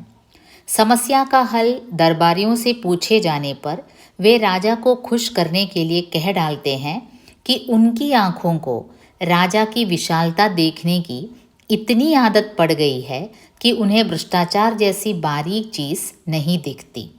അപ്പോൾ രാജാവ് നാച്ചുറലി തൻ്റെ വിഷമം ആദ്യം ദർബാറികളോടാണ് പറയുന്നത്, മന്ത്രിമാരോടും സദസ്സിലുള്ളവരോടും. രാജസദസ്സിലുള്ളവരോട് ആദ്യം പറഞ്ഞു. അപ്പോൾ അവരെന്താണ് പറഞ്ഞത്, അയ്യോ ഈ അഴിമതി എന്ന് പറഞ്ഞ സാധനം വളരെ മൈന്യൂട്ടാണ് രാജാവ്, ഞങ്ങളുടെ കണ്ണുകളുകൊണ്ട് അത് കാണാനൊക്കത്തില്ല. കാരണം ഞങ്ങളുടെ കണ്ണുകൾ അങ്ങയുടെ വിശാലത കണ്ട് ശീലിച്ചിരിക്കുകയാണ്. അപ്പം ഞങ്ങൾക്ക് ഈ ചെറിയ മൈന്യൂട്ട് കാര്യങ്ങളൊന്നും ഞങ്ങളുടെ കണ്ണിൽ പെടത്തില്ല. फिर राजा ने विशेषज्ञों को भ्रष्टाचार ढूंढ निकालने का काम सौंपा. അപ്പോൾ അടുത്ത സ്റ്റെപ്പ് ചില സ്പെഷ്യലിസ്റ്റുകൾ, വിശേഷജ്ഞ എന്ന് വെച്ചാൽ സ്പെഷ്യലിസ്റ്റുകൾ, അവരെ ഏൽപ്പിച്ചു, 5 പേരെ ഏൽപ്പിച്ചു ഈ അഴിമതി കണ്ടുപിടിക്കാൻ. വിശേഷജ്ഞോं ने 2 महीने लगाकर റിപ്പോർട്ട് രാജാക്കെ സാമനെ രഖ. 2 മാസം കഷ്ടപ്പെട്ട് ഈ സ്പെഷ്യലിസ്റ്റുകൾ റിപ്പോർട്ട് രാജാവിൻ്റെ മുമ്പിൽ വെച്ചു. उन्होंने बताया कि भ्रष्टाचार सूक्ष्म है, अगोचर है, सर्वव्यापी है. അപ്പോൾ അവരുടെ റിപ്പോർട്ടിൽ എന്താണ്, ഈ അഴിമതി സർവ്വടത്തും ഉണ്ട്, അത് സൂക്ഷ്മമാണ്, വളരെ മൈന്യൂട്ടാണ്, അഗോച്ചറാണ്, അഗോച്ചർ മീൻസ് കാണാൻ പറ്റത്തില്ല, സർവ്വവ്യാപിയാണ്, എല്ലായിടവും വ്യാപിച്ചിരിക്കുകയാണ്, എല്ലായിടവും വ്യാപിച്ചിരിക്കുകയാണ്, സർവ്വവ്യാപിയാണ്, പക്ഷേ കാണാനൊക്കത്തില്ല, വളരെ സൂക്ഷ്മമാണ്. उनका सुझाव था कि राज्य से भ्रष्टाचार पूर्ण रूप से हटाने के लिए व्यवस्था में काफ़ी परिवर्तन करने होंगे. റിപ്പോർട്ട് വെക്കുക മാത്രമല്ല അവർ ചെയ്തത്, അവർ സജഷനും തന്നു. എന്താണ് സജഷൻ? അഴിമതി പൂർണ്ണമായിട്ട് രാജ്യത്തിൽ മാറ്റണമെങ്കിൽ ഈ കൊണ്ടാടിക്കൊണ്ടിരിക്കുന്ന സിസ്റ്റം പൂർണ്ണമായിട്ടും ഉടച്ചു വാർക്കേണ്ടി വരും. വ്യവസ്ഥാമേ കാഫി പരിവർത്തൻ കർണേ ഹോങ്കെ. सबसे बड़ा परिवर्तन तो यह है कि ठेका देने की व्यवस्था को ही खत्म करना होगा. അതിൽ ഏറ്റവും വലിയ സ്റ്റെപ്പ് ഈ ठेका എന്ന് വെച്ചാൽ കോൺട്രാക്റ്റ് കൊടുക്കുക, ഓരോരുത്തർക്കും ഓരോ കാര്യം കോൺട്രാക്റ്റ് കൊടുക്കുക, ഈ ഒരു സിസ്റ്റം തന്നെ ഇല്ലാതാക്കണം. കാരണം എന്താണ്, കോൺട്രാക്റ്റ് കൊടുക്കുമ്പോൾ അവരവർക്ക് ഇഷ്ടമുള്ളവർക്ക് കോൺട്രാക്റ്റ് കൊടുക്കും, അങ്ങനെ അവരുടെ കയ്യിൽ നിന്ന്, കോൺട്രാക്ടറിൻ്റെ കയ്യിൽ നിന്ന് ഓഫീസേഴ്സ് പൈസ വാങ്ങിക്കും. राज्य में चली आ रही व्यवस्था बदलना दरबारी चाहते ही न थे, क्योंकि ठेके से ही उनको फ़ायदा होता था. अब राज्य में एक व्यवस्था चली आ रही थी, ഒരു സിസ്റ്റം നിലനിൽക്കുന്നു, അതിലെല്ലാവർക്കും വളരെ സന്തോഷമായിരുന്നു. കാരണം ഈ ദർബാറികൾക്ക് ഈ കോൺട്രാക്ടറിൻ്റെ കയ്യിൽ നിന്ന് ഇഷ്ടം പോലെ കാശ് കിട്ടുന്നുണ്ടായിരുന്നു. അതുകൊണ്ട് തന്നെ ആ ഒരു വ്യവസ്ഥ മാറ്റാൻ അവർക്കൊട്ടും താല്പര്യമില്ലായിരുന്നു. ക്യോങ്കി ठेके से ही उनको फ़ायदा होता था. फ़ायदा होना ലാഭം, ठेके ഉണ്ടെങ്കിൽ, കോൺട്രാക്റ്റ് ഉണ്ടെങ്കിലേ അവർക്ക് ലാഭമുള്ളൂ. അത്തഹ ഉन्होंने രാജാ को दूसरा सुझाव दिया. അപ്പോൾ അതുകൊണ്ട് അവരെന്ത് ചെയ്തു, ഇത് അവർക്ക് തന്നെ ബുദ്ധിമുട്ടായി വരും എന്നറിഞ്ഞതുകൊണ്ട് അവർ രാജാവിന് വേറൊരു ഐഡിയ പറഞ്ഞു കൊടുത്തു. സുझाव देना टू सजेस्ट. उन्होंने राजा के सामने एक ऐसे साधु को पेश किया जिसने ऐसे ताबीज़ खोज निकाला था जिसे बांधने से आदमी सदाचारी हो जाता है. എവിടുന്നോ ഒരു സന്യാസിയെ കൊണ്ടുവന്ന്, എന്നിട്ട് അദ്ദേഹം ഒരു തകിട് കണ്ടുപിടിച്ചു പോലും, ആ തകിട് കെട്ടിയാൽ ഏതൊരു വ്യക്തിയും സദാചാരിയാവും, നല്ല പോലെ പെരുമാറും. സദാചാർ എന്ന് വെച്ചാൽ നല്ല പെരുമാറ്റം. राजा उनकी बातों पर विश्वास करते हैं और साधु को ही ताबीज़ बनाने का कारखाना खोलने का ठेका दे देते हैं. നോക്കൂ, ഈ ठेका, കോൺട്രാക്റ്റ് എന്ന സാധനം മാറ്റണം എന്ന് പറഞ്ഞെടുത്ത് ഈ സന്യാസിക്ക് തന്നെ എത്രയോ ലക്ഷം രൂപ കൊടുത്ത് ഈ തകിടുണ്ടാക്കാനുള്ള വലിയ ഫാക്ടറി ഉണ്ടാക്കാനുള്ള കോൺട്രാക്റ്റ് കൊടുക്കും. കാർഖാന ഖുൽ ജാത്താ ഹൈ, ലാഖോं താവീസ് ബനെ और सभी कर्मचारियों की भुजाओं पर बांध दी गई. അങ്ങനെ ഫാക്ടറി തുറന്നു, ലക്ഷക്കണക്കിന് തകിടുകൾ ഉണ്ടാക്കി, എല്ലാ കർമ്മചാരി ഓഫീസേഴ്സ്, എല്ലാ ഉദ്യോഗസ്ഥരുടെയും കയ്യിലിത് കെട്ടി. കുछ दिनों बाद राजा वेश बदलकर कर्मचारियों की परीक्षा लेने निकले. तब उन्हें सच्चाई का ज्ञान हुआ कि महीने के आखिरी तारीख को जब कर्मचारियों के पास पैसों की कमी होती है तो वे घूस स्वीकार कर लेते हैं. നിങ്ങൾ കഥ വായിച്ചിട്ടുള്ളതാണ്, നിങ്ങൾക്കറിയാം. രാജാവ് വേഷം മാറി ടെസ്റ്റ് ചെയ്യാൻ ചെന്നു. അപ്പോഴാണ് മനസ്സിലായത്, മാസാവസാനം ആവുമ്പം ഈ തകിട് പോലും കൈക്കൂലി വാങ്ങിക്ക് എന്നുള്ള ഒരു സ്വരമാണ് പുറപ്പെടുവിക്കുന്നത്. സ്വയം താവീസ് ഉനെ ഘൂസ് സ്വീകാർ കർണേക്ക് പ്രേരണ ദേത്താ ഹൈ. ഈ തകിട് തന്നെ അവരെ പ്രേരിപ്പിക്കുന്നു. संक्षेप में कह सकते हैं कि अगर समाज में व्याप्त अनाचारों का उन्मूलन करना ही है तो सबसे पहले तो उन अनाचारों का कारण ढूंढ निकालना चाहिए, और अगर सच में बदलाव चाहते हो तो चली आ रही व्यवस्था को बदलने का സാഹസ് ദിഖാന ചാഹിയെ. ചുരുക്കി പറഞ്ഞാൽ ഹരിശങ്കർ പ്രസാദ് ഇവിടെ ഉദ്ദേശിക്കുന്നത്, സമൂഹത്തിൽ കണ്ടുകൊണ്ടിരിക്കുന്ന കൊള്ളരുതായ്മ മാറ്റണമെങ്കിൽ ആദ്യം വേണ്ടത് അതിൻ്റെ കാരണം കണ്ടുപിടിക്കുക. ഇവിടെ കാരണം കണ്ടുപിടിച്ചത് എന്താണ്, ഈ ഇല്ലായ്മ വരുമ്പോഴാണ്. അപ്പോൾ തൊഴിലാളികൾക്ക് ഒരു മാസത്തിനുള്ള വരുമാനം തികയുന്നില്ല, അതും ഒരു റീസണാണ്. മാസാവസാനം ആകുമ്പോൾ ശമ്പളം തീർന്നു പോകുന്നു. അപ്പോൾ കാരണം കണ്ടുപിടിക്കുക, അതുപോലെ വ്യവസ്ഥയിൽ മാറ്റം വരുത്തണമെങ്കിൽ അത് മാറ്റാനുള്ള ഒരു ആത്മധൈര്യം കാണിക്കുക, ആ ഒരു മനഃശക്തി കാണിക്കണം മാറ്റാനുള്ളത്. അങ്ങനെ വ്യവസ്ഥ മാറ്റുമ്പോൾ ഒരുപാട് പേർക്ക് ബുദ്ധിമുട്ടുണ്ടാവും. നമുക്ക് താല്പര്യമുള്ള ഒരുപാട് പേർക്ക് ബുദ്ധിമുട്ടുണ്ടാവും. നമ്മുടെ കൂടെ നിൽക്കുന്ന ഒരുപാട് പേർക്ക് അത് തടസ്സമാവും. പക്ഷേ ഒരു ഓഫീസറിന് ഇങ്ങനെ ഒരു അഴിമതി ഇല്ലാതാക്കണമെന്നുള്ളൊരു ആഗ്രഹമുണ്ടെങ്കിൽ, ഇച്ഛാശക്തി ഉണ്ടെങ്കിൽ വ്യവസ്ഥ മാറ്റിയേ പറ്റൂ. ചാഹേ ഉസ്മേ കിത്തനി ഹി ദിക്കത്ത് ക്യോ നാ ഹോ. ദിക്കത്ത് മീൻസ് ബുദ്ധിമുട്ട്. അതിൽ ഒരുപാട് ബുദ്ധിമുട്ടുകൾ വരും, ഒരുപാട് പേര് പിണങ്ങും, പക്ഷേ അത് ചെയ്തേ പറ്റൂ. അന്ധവിശ്വാസവും കെ പീछे ന ഭാഗ്കർ അക്കൽമന്ദി സെ കാം ലേനാ ചാഹിയെ. ഇവിടെ നോക്കിയ സയൻറ്റിഫിക്കായിട്ട് വിശേഷജ്ഞർ ഒരു റിപ്പോർട്ട് വെച്ചു. അത് നോക്കാതെ അന്ധവിശ്വാസത്തിൻ്റെ പുറകിൽ ഒരു സാധുവിൻ്റെ വാക്കുകൾ കേട്ട് പോകുന്നതിന് പകരം സയൻറ്റിഫിക്കായിട്ട് കാര്യങ്ങൾ ചെയ്യണം. और चापलूस कर्मचारियों की बातों में उच्च अधिकारियों को नहीं आना चाहिए. ചാപ്ലൂസ് കർമ്മചാരി എല്ലായിടത്തും ഉണ്ട്, സോപ്പിടുന്ന കർമ്മചാരികൾ എല്ലായിടത്തും ഉണ്ട്, സോപ്പിടുന്ന കീഴ് ജീവനക്കാർ എല്ലാ വിഭാഗത്തിലും ഉണ്ട്. പക്ഷേ അവരിൽ നിന്ന് ഉच्च അധികാരികൾ, ഓഫീസേഴ്സ് എപ്പോഴും അലേർട്ടായിരിക്കണം. व्यंग्य सम्राट हरिशंकर परसाई जी ने सदाचार का तावीज़ नामक रचना से यही व्यक्त करना चाहा है. വ്യംഗ്യ സമ്രാട്ട് ഹരിശങ്കർ പർസായി തൻ്റെ ഈ രചനയിലൂടെ ഇതുതന്നെയാണ് വ്യക്തമാക്കാൻ ഉദ്ദേശിച്ചത്. Moving on to short answer type question, 5 marks question. സദാചാർ കാ താവീസ് കാ വ്യംഗ്യ സംജായിയെ. ഇതൊരു മോസ്റ്റ് പ്രൊബബിൾ ഷോർട്ട് ആൻസർ ആണ്. ഈ ഒരു ചാപ്റ്ററിൽ നിന്ന് വരാവുന്ന ഏറ്റവും നല്ലൊരു ആപ്റ്റായിട്ട് വരാവുന്നൊരു ക്വസ്റ്റ്യനാണ് സദാചാർ കാ താവീസ് കാ വ്യംഗ്യ സംജായിയെ. हिंदी साहित्य जगत के व्यंग्य सम्राट हरिशंकर परसाई जी काफ़ी बारीकी से समाज को देखते परखते थे. വളരെ മൈന്യൂട്ടായിട്ടായിരുന്നു സമൂഹത്തിനെ നിരീക്ഷിക്കുന്നത്. ദേഖ്ന പരഖ്ന എന്ന് വെച്ചാൽ സൂക്ഷ്മമായിട്ട്, നമ്മൾ കാണുന്ന പോലെയല്ല, സൂക്ഷ്മമായിട്ട് വീക്ഷിക്കുക. ഉൻകി വ്യംഗ്യരചനായെ മാത്ര മനോരഞ്ജൻ കെ ലിയെ നഹി ഹോത്ത. അപ്പോൾ അദ്ദേഹം ഈ വ്യംഗ്യരചനകൾ എഴുതുന്നത് വെറും ഒരു എൻ്റർടൈൻമെൻറ്റിന് വേണ്ടിയല്ല, ബൽക്കി സമാജ് की कमज़ोरियों और विसंगतियों की ओर हमारा ध्यान आकर्षित करना उनका लक्ष्य रहा है. സമൂഹത്തിലെ കംസോരി, വീക്ക്നെസ്, സമൂഹത്തിലുള്ള വീക്ക്നെസ്, വിസംഗതിയാം, കൊള്ളരുതായ്മ, ഉസ്കി പ്രതി ഹമാരാ ധ്യാൻ ആകർഷിത് കർണ ഉൻകാ ലക്ഷ്യ രഹാ ഹൈ. സമൂഹത്തിൽ എന്തൊക്കെ കൊള്ളരുതായ്മകളുണ്ട് അതിനോട് നമ്മുടെ ദൃഷ്ടി അങ്ങോട്ട് പതിക്കാനാണ് അദ്ദേഹം ശ്രമിക്കുന്നത്. യഹാ ഇസ് രചന മേ समाज में व्याप्त भ्रष्टाचार की ओर वे हमारा ध्यान आकर्षित करते हैं. ഇവിടെ ഈ ഒരു ഇതിൽ സമൂഹത്തിൽ അഴിമതി എന്ന ഒരു തിന്മ, അതിലേക്കാണ് അദ്ദേഹം വിരൽ ചൂണ്ടുന്നത്. ഹരിശങ്കർ പ്രസായിയുടെ ഒരുപാട് രചനകളുണ്ട് പല കൊള്ളരുതായ്മകളെ പറ്റി സമൂഹത്തിൽ നടക്കുന്നത്. അപ്പോൾ ഇതൊരെണ്ണം അഴിമതിയെ പറ്റിയാണ്. घूस दिए बिना किसी भी दफ्तर से कोई काम निकलवाना नामुमकिन सा होने लगा था. ഘൂസ്, കൈക്കൂലി കൊടുക്കാതെ ഒരു ഓഫീസിൽ നിന്നും ഒരു കാര്യവും സാമാന്യ ജനങ്ങൾക്ക് ചെയ്യാൻ പറ്റും എന്ന ഒരവസ്ഥ, സാമാന്യ ജനങ്ങൾക്ക് ചെയ്യാൻ പറ്റില്ല എന്നൊരവസ്ഥ വന്നു. കൈക്കൂലി കൊടുത്താലേ കാര്യം നടക്കൂ.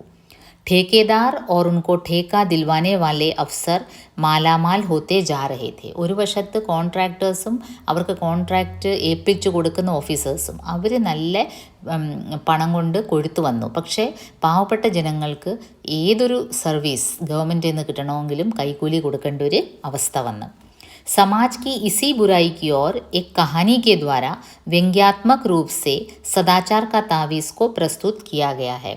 ഈ ഒരു സമൂഹത്തിലെ ഈ ഒരു തിന്മയാണ് കളിയാക്കലിലൂടെ അദ്ദേഹം ഈ ഒരു സദാചാർ കാ താവീസ് എന്ന രചനയിലൂടെ പ്രകടം ആക്കിയിരിക്കുന്നത്. സദാചാർ കാ താവീസ് ബാന്ധനെ സെ ലോഗോ മേ ക്യാ പരിവർത്തൻ ആയ. ഈ തകിട് കെട്ടിയിട്ട് ജനങ്ങളിൽ എന്ത് മാറ്റമാണ് വന്നത്? तावीज़ बनाने वाले साधु ने दावा किया था कि तावीज़ बांधने से लोगों के मन में सदाचार की भावना जगेगी. അപ്പോൾ ഈ സാധു എന്താണ് ചലഞ്ച് ചെയ്തത്? ഈ സാധു എന്താണ് അവകാശപ്പെട്ടത്? ഈ ഒരു തകിട് കെട്ടിയാൽ മനുഷ്യരുടെ മനസ്സിൽ നല്ല വിചാരങ്ങൾ വരും, നല്ല സ്വരം വരും ആത്മാവിൽ നിന്ന്. उनका कहना था कि आत्मा की पुकार के अनुसार ही मनुष्य काम करता है. तावीज़ के बांधने पर लोगों की आत्मा से मात्र सदाचार की आवाज़ सुनाई देगी.